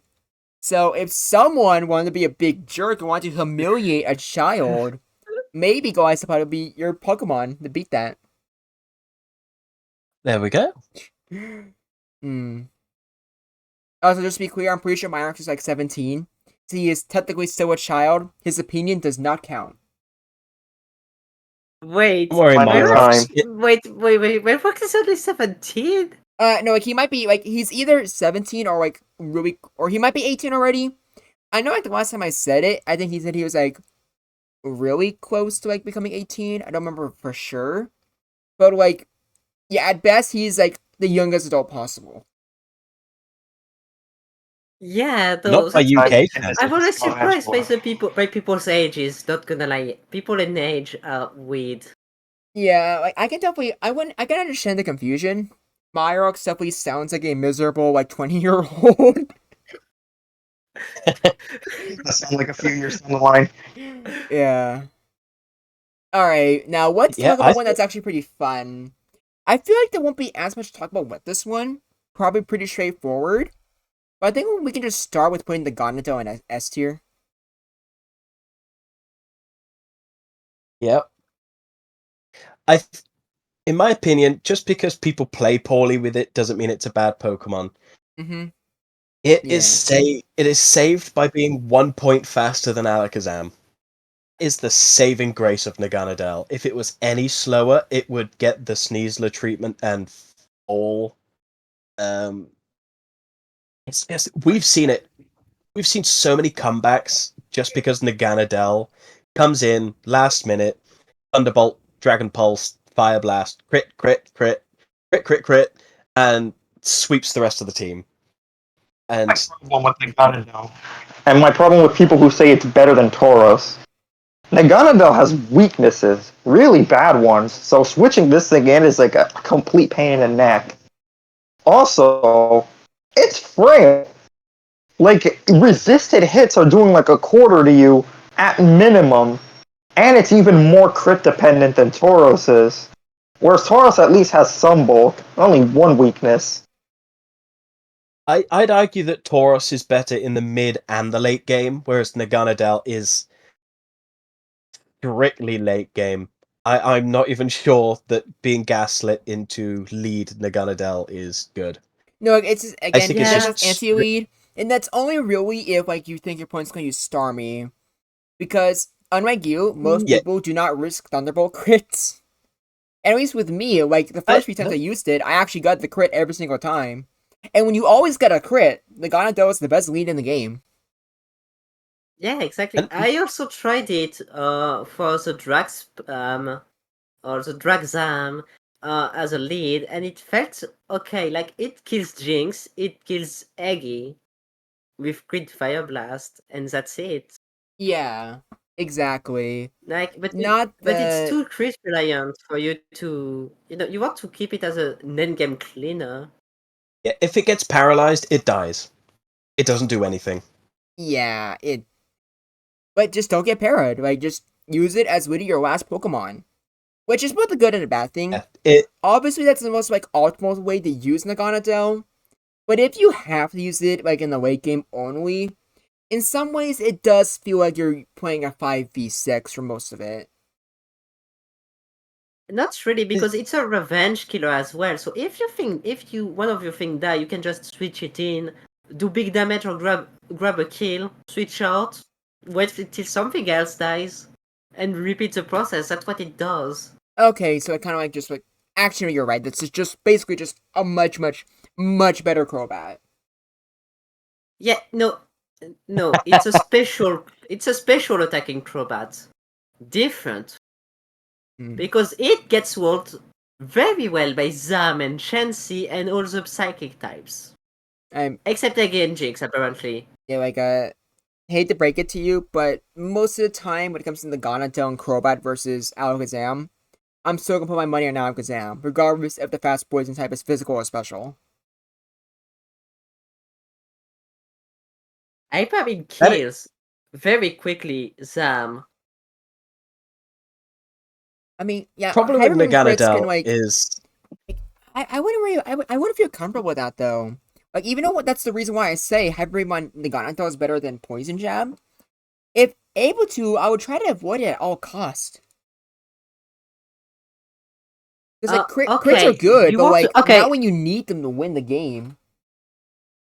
yeah, but the thing is, yeah, depends on when you take them in. But Mm-hmm. you've seen me play a little bit. I did a bunch of 1v1 Crobat versus Alakazam. Crobat won most of them, like with paralysis support and all that from his teammates. In a pure 1v1, yeah, it doesn't win, but with the teammate support, it does the same. Just it does as well as Nadal does. Probably better against Zam and Chansey than Nadal could ever do. I'm still like so disappointed when it comes to Creeper's match against I think it was Gusto. The fact that Yeah. Poison Jab was the reason they lost that last game is so unbelievably disappointing. I think Also, Poison the Jab and crit Hyper Beam mattering. Hmm. But is I think Poison Jab, Hyper Beam, Dragon Pulse, and then either Flamethrower or Thunderbolt. Probably Thunderbolt would be better. Um, because you can Poison Jab and then Hyper Beam Chansey. You don't need to Hyper Beam, even it survives a crit, and then you're kind of stuck. So I think it mixed just to get into your ranges is okay, but again, you don't want to really be in that situation to begin with. Nag is it's S tier. It's definitely S tier because it is really good. It's hard to deny the fact that even if it is your last Pokemon and you're playing 5v6, sometimes Nag just crits, and it wins. Yeah. Other than Jolteon, Aerodactyl, Electrode, which none of those are being used, and Zamazenta, Naganadel has the highest crit rate. It's Yeah, but 127 Zamazenta special doesn't count. Yeah, because it's got auto crit slash. yeah, exactly. Yeah, it just auto crits, and it has only that as an actual move to attack. Yeah, exactly. You But don't want I to use think Hyper it Beam. might be an Valid. hot take. Okay, I have an hot take about Nadal. I think it's the worst S tier Pokemon. That's really what I was gonna say. I was gonna say it's an S tier Pokemon, but it by far has the most amount of issues out of everything else on here. Okay, It's good. the I'm glad most- I'm not alone. It's the most high risk, high reward of the S tier Mm-hmm. because it will either crit everything and win you the game, or it gets paralyzed and it just dies. It's dead weight. There's no in between. It's usually what happens every time when you see a Nadal on a match. Basically. Yeah, it is a toss up of whether or not it's going to win the match or lose the match. Did Cyber So die? yeah, no, it. Oh, I think Uh? Cyber died. Sorry, I had too deep. Oh. Sucks to be that guy. Yeah. Alright, well, I think we already said everything we had to say about the Gondel. I'm also glad I'm not alone in thinking it has a lot of issues in S tier, but is technically still S tier. We're almost done anyway, so Zamazenta, he is technically an anti-meta pick, but he went down along with all the Sword Stance users after like the halfway point of the season. Okay. I have something to say about Zamazenta. The damage ranges of this thing are crazy. What are they? Because Zamazenta tweet KOs all the psychic type and Chansey with Slash. You force them to use Recover and Softball, and a paralysis just ends up killing them. Like, Starmie gets tweet KO, Jinx gets tweet KO, Chansey gets tweet KO, everything gets tweet KO by Zamazenta Slash, and it has screen and light screen and reflect. It also with the PP store while gets Vespiquen. That's a useless bit of info, but it's there. That is true. That was a genuine niche when Vespiquen was being used. That's when you saw Zamazenta kind of rise up to literally to tackle Vespiquen because Vespiquen was kind of starting to get out of hand a little bit. Yeah, Then you stole people out all found other the ways. healing orders. That was Yeah. crazy. Yes, but people found other ways to tackle Vespiquen in the end, and Zamazenta's not bad by any means. It's absurdly bulky. Mm-hmm. Physically, yeah, especially it's lacking because of all the special fight being eye critting thing or slow, bro. It was actually That is Cyber. true. Like, Cyber told me this. It's funny, but with Reflect, Zamazenta is actually capable of stalling out, like PP stalling out Rhydon of all things. Yeah, I know, right? It's disgusting, but it needs those specific matchups to work. Like Zamazenta doesn't do anything to Gengar or Annihilate. Yeah, and it Zamazenta loses to Ghastly. yeah, and like it has light screen technically, which I guess you're using since Hyper Beam is mostly redundant. But that's not really saving you in a lot of times against the psychic types. Like against like a Jinx, you can probably survive at least one crit. But like a Zam or Starmie crit is just nasty. Right. Yeah, no, they are. This being the psychic meta inherently makes Zamazenta really bad. Yeah. But I think that makes it healthy. Because if Zamazenta was one of the best Pokemon, it would be one of the most annoying stall Pokemon in existence. Like, let's just thank God Zamazenta does not work Confuse Ray. Otherwise, Minori would have spammed the shit out of it. No, Midori only use Gen 1 things. But that's only because, So like, those aren't the best Pokemon for Confuse Ray. Like, if there was a good Pokemon with Confuse Ray, they would have used it. Like, Zamazenta would have been the perfect Confuse Ray Pokemon. You just use, like, Reflect, Light Screen, Rest, Confuse Ray. You can just sit there and wait for your opponent to kill himself. Exactly. I don't know. It doesn't sound good though. It Sounds doesn't, like but it Confusion sounds didn't like sound an good awful either. set. Like, I did not think Confusion Yeah. would have been good, but here we are with Minori making it to all the way to the grand finals. Yeah. Okay, my I, thing with Samazenta is that I think we still don't have the best moveset for it yet, because I don't know how much Let's Win is actually worth it. I think it's too much for too little reward, so I think you should just use Hyper Beam instead. That's what I did I, I I personally. think I'd that's say a maybe mistake. I'd say maybe Like, substitute. Does it get substitute? There may be I substitute. it think gets it does. sub. It does get sub. I used sub in my match against you, but you had a Nihilip, which made Zamazenta completely and utterly useless. You had a Nihilip and Gengar on the same team. I couldn't do Zamazenta things. Mm. So I think it's Zamazenta faced my anti-boom team, which was full of rock and ghost types, which Uh, yeah. Zamazenta does nothing against. I just thought something interesting. This is very unrelated, Mm-hmm. will not be relevant in a while. But when we eventually get to the Halloween season of Generation Jumble, what if we also included the move Foresight? That's whether it That would be works. funny. And If what if it works, it Zamazenta works. had I don't think Foresight? it's. Like, what if we can actually slash If it that had. Gengar? If we could slash that Gengar, it would tweet KO it, so that it KOs everything else, basically. Like, it's weird. Zamazenta, out of every move it could possibly have, I think the one that it wishes it had the most was, strangely enough, Seismic Toss of all things. Yeah. Yeah, either seismic toss or earthquake, one of the two. Yeah. I'd probably go It for just need, Seismic it Toss, needed since something that way you can different. just, I'd take that. yeah, like, just, I feel like with how bulky he is, you would just rather just always have consistent damage regardless of what it is. Yeah, Yeah. because No, it's actually just for true. anyone watching this who isn't aware, Zamazenta's move pool is ridiculously shallow. It doesn't get any fighting type moves. It its only coverage move, I think, is Solar Beam. It is, yeah. Yeah, it's Slash, Hyper Beam, and Solar Beam. Your only other options are Light Screen, Substitute, Reflect, Toxic, and Rest. You know what it That's doesn't it. learn? You know what it does not learn that in the hard way? It does not learn Body Slam in Gen 8. It doesn't know Body Slam, and it doesn't get oh,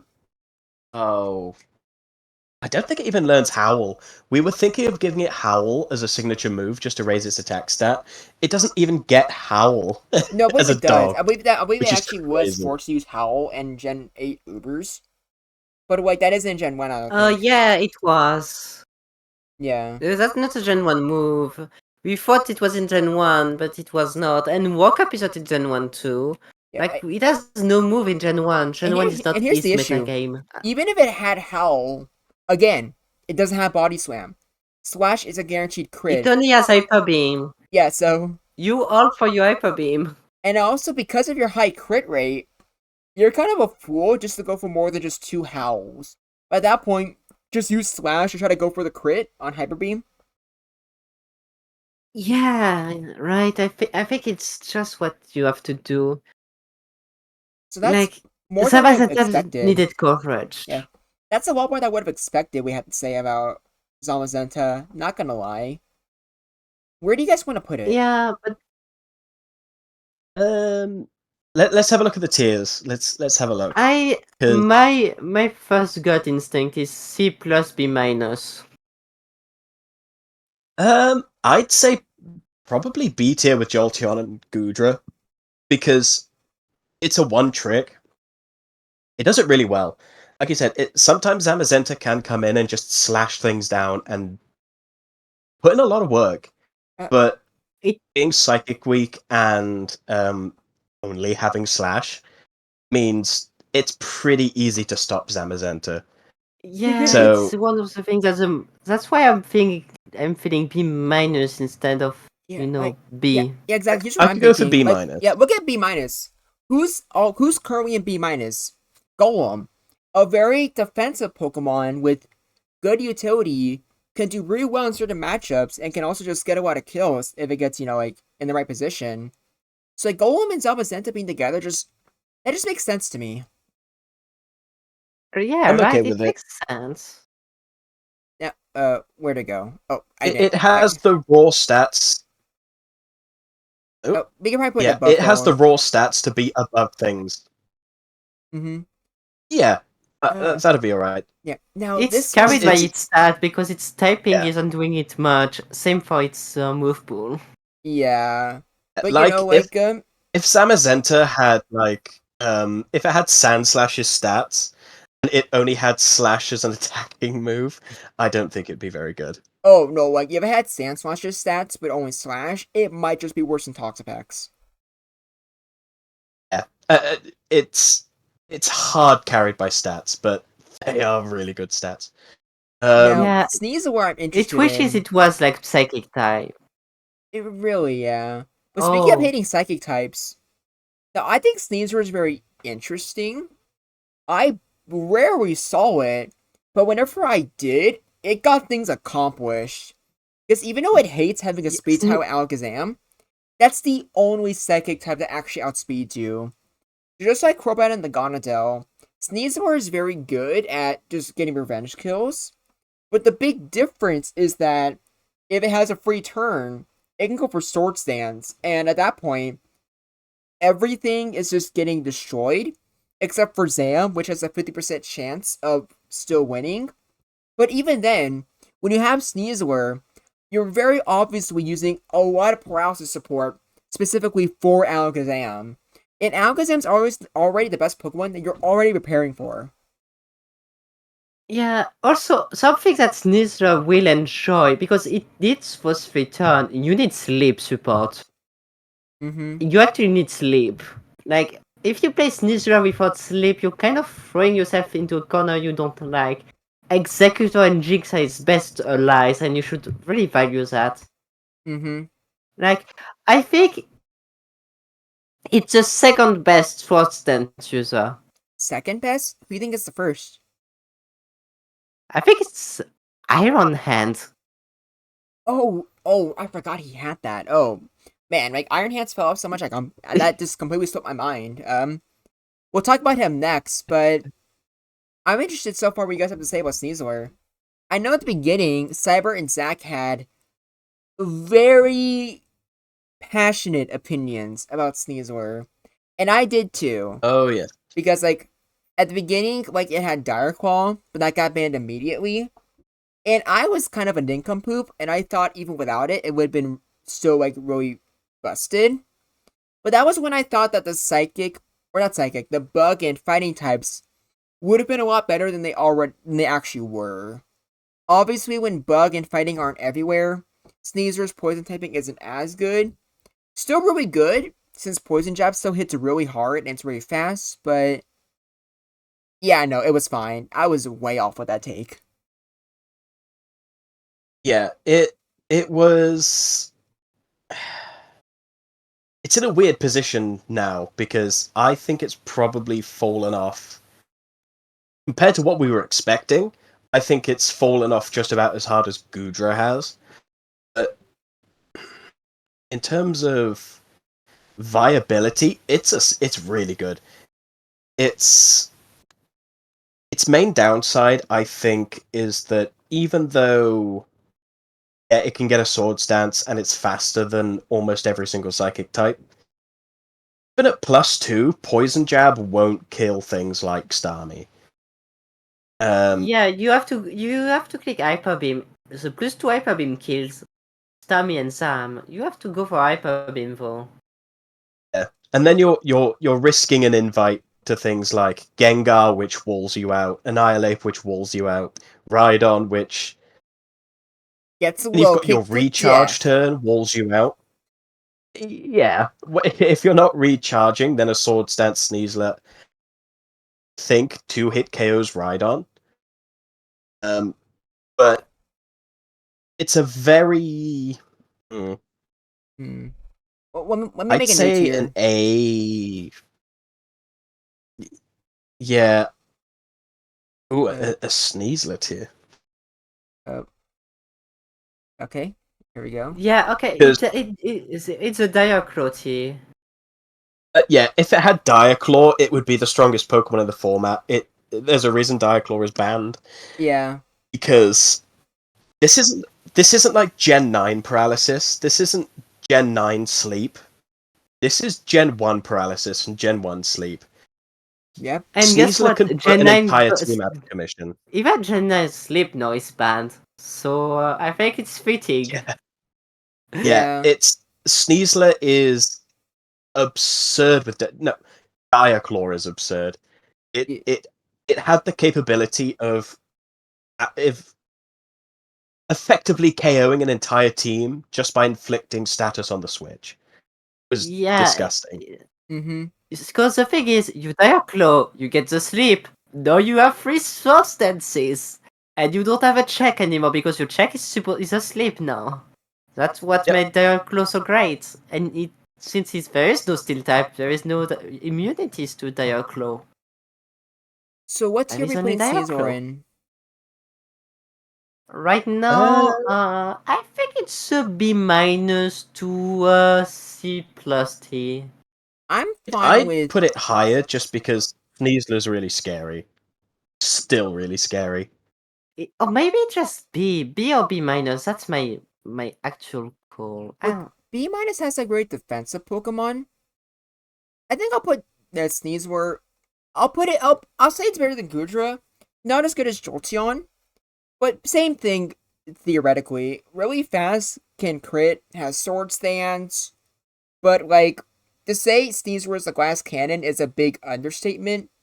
It's more like a cannon made of like little like twigs. No, that will Personally, describe it well enough. Actually, no, personally, I'd it's probably it's a put it in the poison B type, right? plus tier. Yeah, it's a poison type, so it's more Yes. like a cannon made out of just literal poison ivy. Okay. That I am I really good at words, as you can tell. I can speak them. yes. Exactly, that's why Um, you're a YouTuber. Exactly. By the way, if you made it this that's what- far, well, you're probably already subscribed. But if you're not, do it anyways, or I will call you a asshole. I can say asshole because we're There we are. definitely past the 10-minute mark. Yeah, we made it past the 10-minute mark like Like 3 5 hours minutes ago, ago, I think. 4 hours ago. Oh wait, we are past the 10-minute mark. Fucking shit! Terrorism! Oh, swear words came out a long time ago. Yeah. Yeah, Comedy is now legal on the Groundback channel. exactly. Alright, now. But I said okay. this earlier With with. left, I Yeah. think we can. Yeah? I was gonna say, I think we could probably speed blitz these three. Mostly because I think this is coming up to 4 hours, We'll have 3 and to a half see. now. I We will think. have to see, because like every single time we've done one of these, the video always ends up being nowhere near as long as we thought. I'm pretty sure we started at 1. Oh wait, no, wait, I gotta check my phone. On my phone, I can really see how long the video's been going on for. But either way though, like let's see here. 3 hours and 19 minutes. And keep in mind we didn't start That's like still Yeah. big. yeah, we didn't start right away. So like good chance for like the Yeah, okay. actual video, it's only barely getting to a 3-hour mark. We are actually doing a podcast. Yeah, this is an actual podcast. Like this is just a precursor for when I eventually start our Bastion of Chaos. By the way, I guess I'll just talk about this real quickly. Some of you probably saw me kind of venting quite a bit in the community tab about how I'm just really upset with how bad Generation Jumble videos do. Most people said they either just don't care, it doesn't have the type of format they like, or just because they prefer like videos put in the background, more podcasty type. So then I'm going to just accept that. I'm still going to make Generation Jumble videos, but do not be surprised if I just do more videos like this.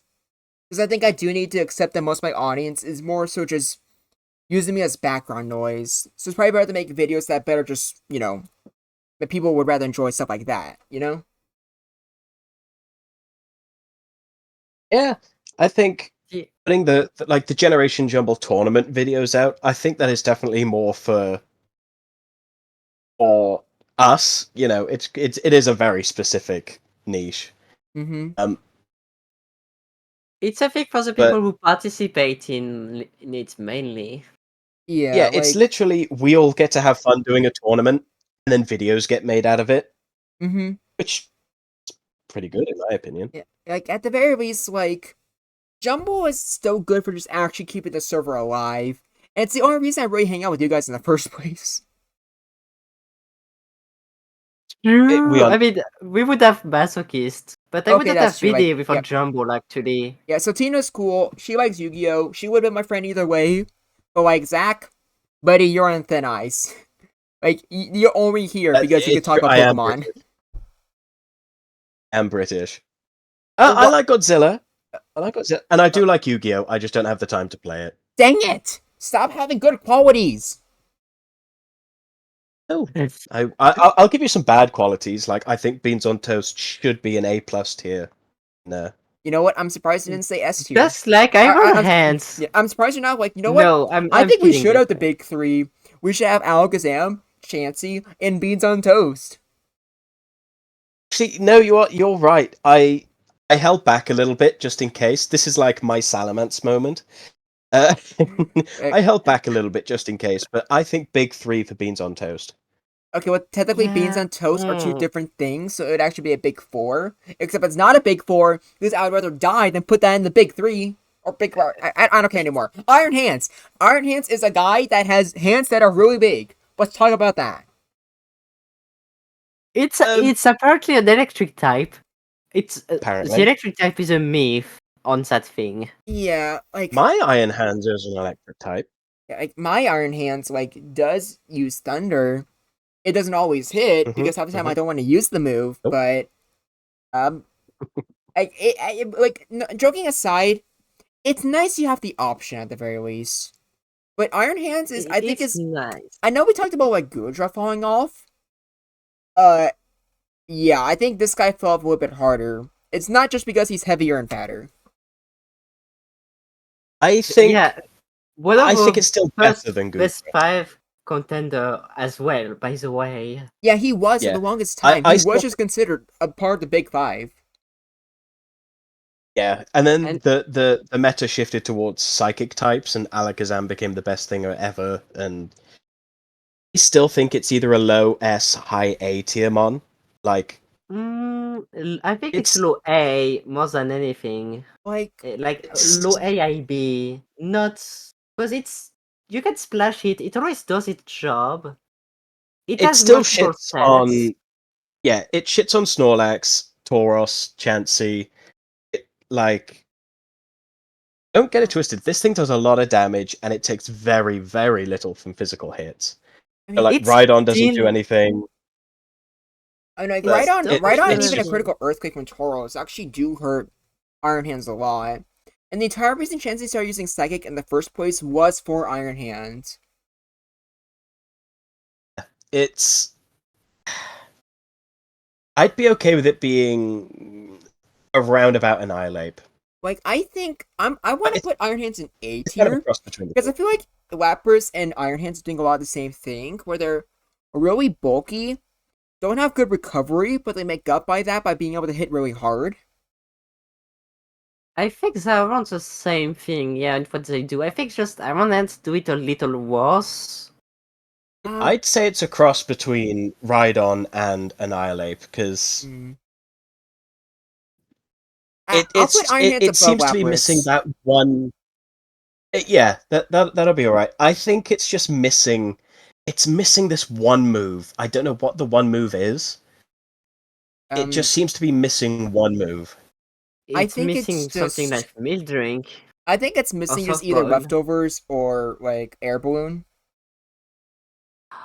Oh, I bet probably not leftovers. Yes, because it actually needs that healing. Like Mm. that passive recovery is what would get him, to be better. Because right now it only has rest. Wait, I know what it is. Yeah. I know what it's The missing. down. It's missing booster energy. Not gonna That's it, lie, we it would need- not even be good with booster energy. I mean, if it gets like even just like one attack boost, like sure it can only happen Wouldn't once, need but full like sense. That having a one turn attack you need to use boost sword stance is once, probably then huge.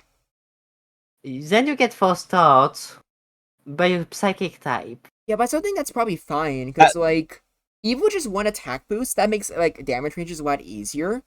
So even if they switch out, the second type's taking a lot more damage. Not to mention you can just call that and use, like, Earthquake or Body Slam or something. I don't know. You probably want to use Hyper Beam at that point if you really want to go all in on that. Maybe it's good if you keep your Iron Head in the back for the late game. But I think it's worth because it's a bulky pivot. You can pivot it in to lots of it. You can rest off the damage. You can find turns to wake up. Not as much in the more recent metagame, but you still have enough turns to where you don't feel as bad That's running true. rest on that. It's the best fighting type because I consider Annihilate a ghost type.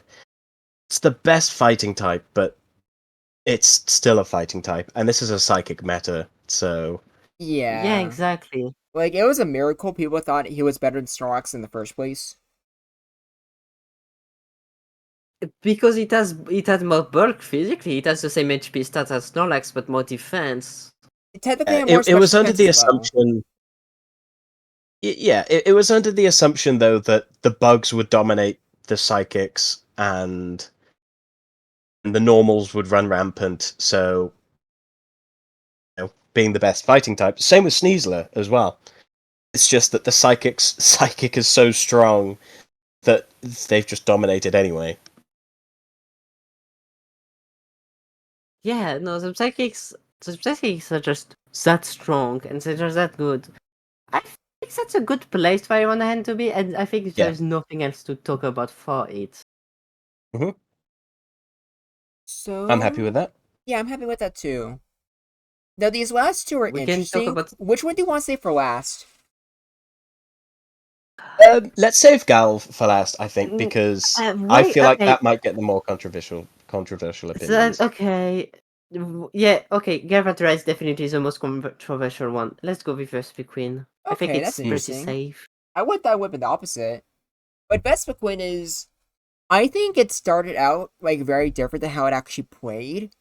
I think at first people thought, well, they obviously thought attack order is good for the psychic types, but the mass majority of people thought that it's just like a waking cleaner. But instead of like just sweeping, it's paralyzing everything and just going for so many defend orders that it's unkillable. But then people started using it. Some people were just decided to cut out the middleman, just going straight for attack order. And then I think almost everyone realized we severely underestimated just how hard it really hits with attack order. I think the only reason Vespiquen fell off has nothing to do with Vespiquen, nothing to do with the meta. I think Midori's Confusion team scared so many people that the entire meta formed around that and only that. And that's the only real reason why, like, the later tiers or the later games were mostly Gen 1 Pokemon. Not because things were bad or even mid, but because Confuse Rate Paralysis scared so many people and people tried to play around that and only that. So, but that is not Vespiquen's fault at all. No, it isn't. I'm. You can go, Cecina. No, I want you to hear your opinion first. Go ahead. I would say Vespiquen.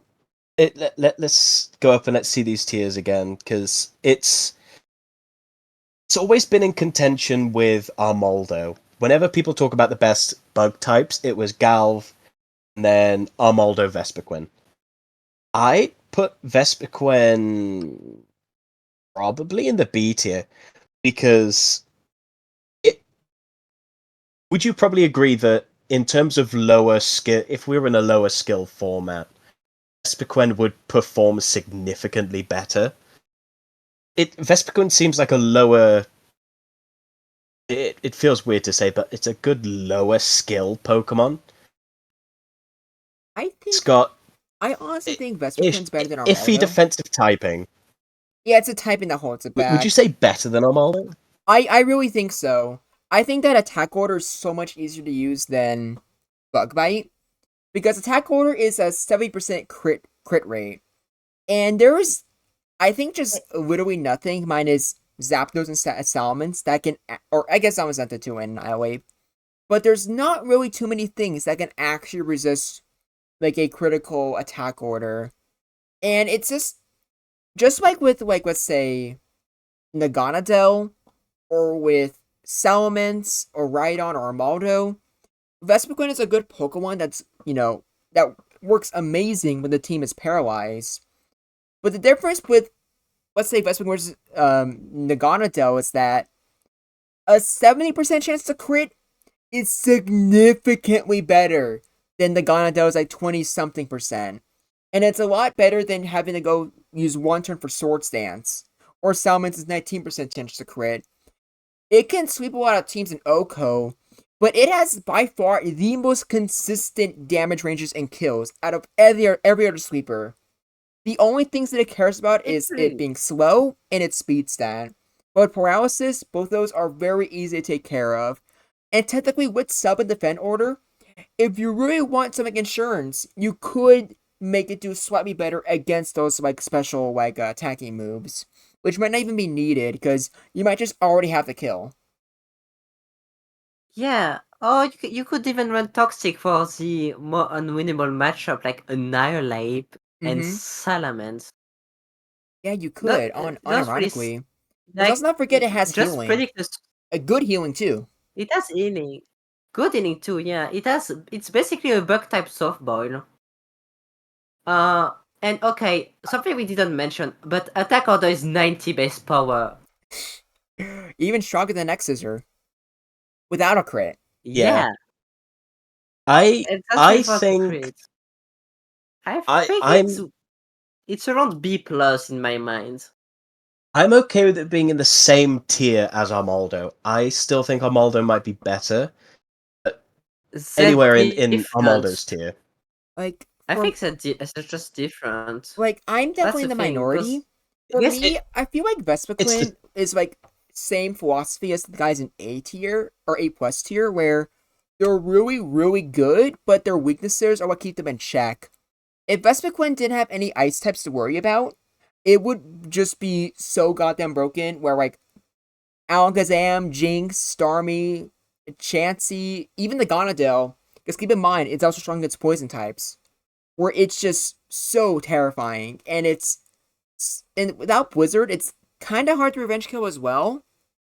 But but since like there's no Cyber here to back me up, I'm not even sure if he would back me up.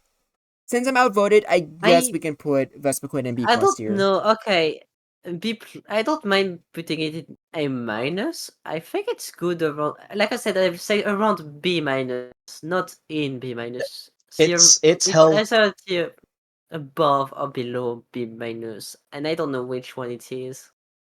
it's held back too much by its typing, I think. Being so slow and being bolt beam weak means that even if you get a defend order up, you've already taken 65, 70%, and then you die the next turn anyway.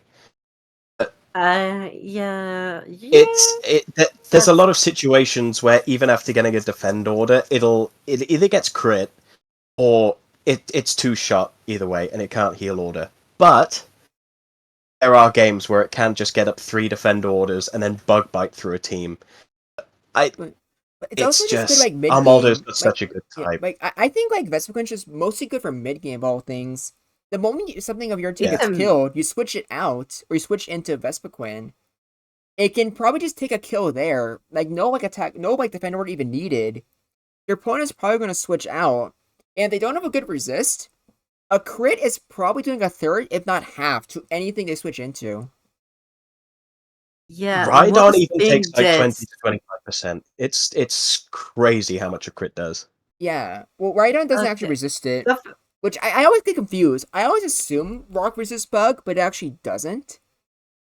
I think it's a later gen thing, right? I don't even know. I'm pretty No, sure even in I Gen don't even 6, think it like, is. Rock still doesn't resist bug. Let me check it real quick then. Yeah, so, like, the only But real yeah, resistance you have is just flying. Fighting. Yeah, and fighting.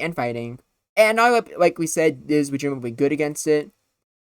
Same with Salamence and Zapdos. And Iron Hand. Iron Hand, yeah. But in the But past, I think Vespiquen could be Iron Hand with Confuse Ray because people always use Sword Sense Iron Hands at the wrong time. Yeah, Yeah. sometimes sometimes Iron that was very much misused. Mm-hmm. Yeah, I think it's, you know what? It feels right in B plus. It feels at home. All right, yeah. I'll I would concede to not say that. it's in the same tier as Zapdos or Ghost. You know what? It's fine. It feels at home. Like Vespiquen and Salamence are I cool I buddies. They are I think it. like Salamence is the king, Vespiquen is the queen. I guess Armaldo's just like the royal dog or something. And everyone above is just like Oh, the democracy, or whatever. I don't know. I don't know what I'm talking about anymore. No, there's a gods of this world. Oh, there's a god, and it's um, which one is god? Like Chansey or Alakazam? There can be multiple gods. yeah, why not? Actually, I believe the Yeah. theory that we're all just in a simulation. Well, then there are multiple gods indeed because there are multiple developers. Get No, that? they're not gods. They're just I just need the Reddit simulation. mods. Oh no. We live in Alright. Sims 4 and we don't know it yet. All Get right. Ventula now. Yeah, last but certainly not least, we have the Pokemon that maybe surprised everyone the most. Yeah, it's been a roller coaster with Galvantula. It was really bad, it was really good, and then it kind of got okay-ish good, and then all of a sudden it just dropped off, and people started saying it's really bad again. Yeah. Um, but I'd say I'd think that was more of like a backlash to Galvantula being used, and it is it is a suicide lead. It's probably the only suicide lead that they could say is in Gen 1 as an official role, anyway. But being electric bug type was really good. It's just smidgen too slow. Mm. Like if it was a little bit faster, it would have been much better. But doesn't it get outsped by Starmie? It has It's outsped 108 by speed. It's Starmie. outsped by Tauros, even One But way it's Walking Wake. 108.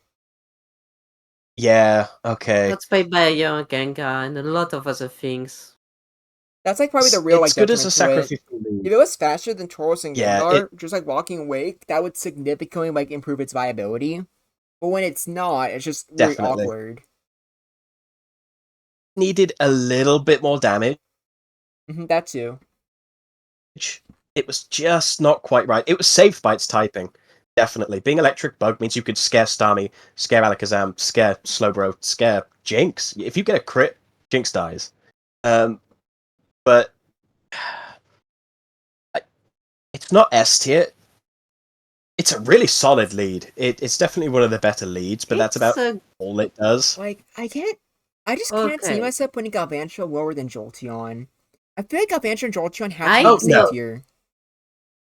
I think Galvantula is slightly better. I think it's a B tier with the gang. B plus tier? Basically, B plus with the gang. I could definitely see Yeah, I that think too. it's with that gang. Yeah, I could definitely see that. I'd say it's probably better than the other two, but it does feel like it's not good enough to be the next tier up. Yeah, like it's good. And maybe at one point it was A tier, but once people know about it, and by the way, Galvantula was another Pokemon that caused Right on the rise. And like once people know about it, it's a lot easier to deal with. Not to mention once people realize that a crit psychic kills Galvantula, at that point it's just Zam is statistically more likely to win the 1v1. Yeah. Yeah. It became a point where every match started with Galvantula Starmie lead. Starmie would switch into Rhydon, which would take the Thunder Wave, and that's how every match was starting for like 3 or 4 separate matches. Oh, by the way, I forgot to mention it when we talked about Yeah. Rhydon, but Rhydon did get Poison Jab. And that unironically was also good for Galvantula since it gave Rhydon a move that it can use against Galvantula while also being able to potentially threaten Executor. And at least twice that did become relevant, where Executor got hit with super effective Yeah, damage, it took a did. third. Yeah. Yeah, it was relevant enough. So that's kind of cool. Mm-hmm. I Well, that's it for the tier list, I Yeah, think. We that's don't the have tier anything else to Yeah. list. say about Right. Gav. I guess the last thing we need to talk about is just that the second tournament, which won't take long, since I'll probably make another video on it just in of itself. But it's gonna be an invitational, which is 8 people exactly. We already have the roster selected. We have people that we think deserve a second chance, or people that haven't played. So Convex from season 1 and a newcomer Silver Nugget, they're gonna be there. And we're also gonna have what's it called? Minori to prove just that they can play Pokemon even without confusion. We have Cyber and Zach voting for Rascato and Roboplush. We have Gemstone, since he already beat a lot of teams and he really wants to have a second shot at this. Shelly, because he legitimately showed a lot of promise, but just got RNG fucked over by Rascato. And last but not least, we have Sotina, who obviously we know is a very capable player. Like, we just had an entire video of her just talking about her knowledge of Generation Jumble Season 2. Not sure if you've seen it or not, but I'm gonna be real. For both of her matches, she literally did both of them when she was super fucking tired and didn't play at her best. So Cena also deserves redemption. Not to mention, we need at least one person representing the council. Yeah, exactly. So it works out in the end. Exactly, unless you lose round 1. In that case, you're immediately getting kicked off the council. No pressure. Okay, I mean, to be fair, I'm gonna use the classics, the fundamentals, that's what they say. Oh crap, I didn't realize we were Yeah, using the no, fundamentals. In that case, we need to put Moltres in S tier. Alright, but that's everything, Yes. I think. This is a lot of fun. yeah. Very I long, think we could but, you wrap know, this like, up. I prefer these long podcast type videos. So Yeah, Cyber no, isn't I here, so prefer doing like, them and I prefer listening to them. yeah, like if I can edit, I would like literally like just edit a cardboard cutout of like, let's say, like Tentacruel Alakazam. I would put it over Cyber DJ Sprite, or just put a big X. Let's just put a Yeah. big X over Cyber DJ. But yeah, thank you guys for being Oh, here. It was lovely talking to y'all. And do you have any closing remarks? Satina, you can go first. I wasn't expecting to go first. I have a subtitle on my head, and everything is okay. That is true. But how does that actually That is impact the true. meta? I don't know. It gives me a 25% IQ boost. Interesting. Yes. So, Zach and Theus, what do you have to say? I have to say, I think season two's been a mess. I think we definitely overdid how many Pokemon we were adding. Mm-hmm. I think season three is it's gonna feel a lot like season one. Everything's a bit more consistent. We're gonna have a better idea earlier on how the tier's gonna shape out. Yeah. And not saying season two wasn't fun. I had a lot of fun. Some of my matches in season two were some of my favorite matches that I have ever played. They're so good. At But least someone had fun. no, all in all, I had fun. That's it.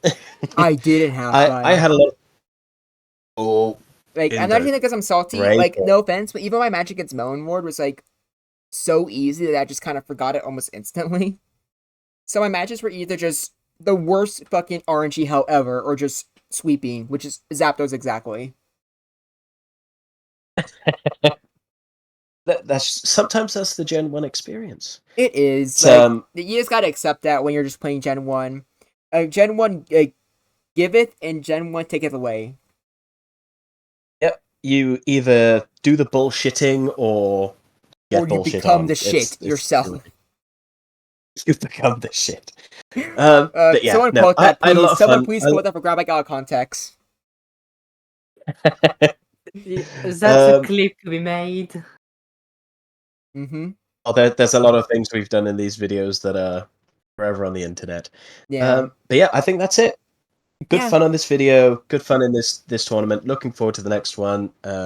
Welcome, Satina, to the council and the hell this will bring. Mm-hmm. We're Yeah, I'm gonna have more glad to council be members in the part. future. Now I'm very unsure of how many I actually want. It might be 5, it might go up to 7. I think it really just depends on who we really want to be with us. And it could be fun, but I don't know. Like, we'll have to talk about that in the future. But thank you guys for being here. And thank you for watching. Unless everyone clicked off and we're all by ourselves right now. If that's the case, awkward. But until next time. Hey, Oh, yeah? I was gonna say I'll be watching. Oh, yeah, it's like you'll be watching. It's So Satina. You guys gonna be listening, gonna be like, Yep. Yeah. damn. I had such a good take right there. It's a shame no one believed me. The worst part is that it's true for the both of us. yes. Alright. Well, yeah, this was fun. Even though I prefer to make more of these, I'm not gonna force them. If we don't have anything to talk about, we won't have anything to talk about. But I do think with another tournament happening and with season 3 just like just around the corner, there's gonna be plenty to discuss. But until next time, this is Groundback, and I look forward to hearing from you.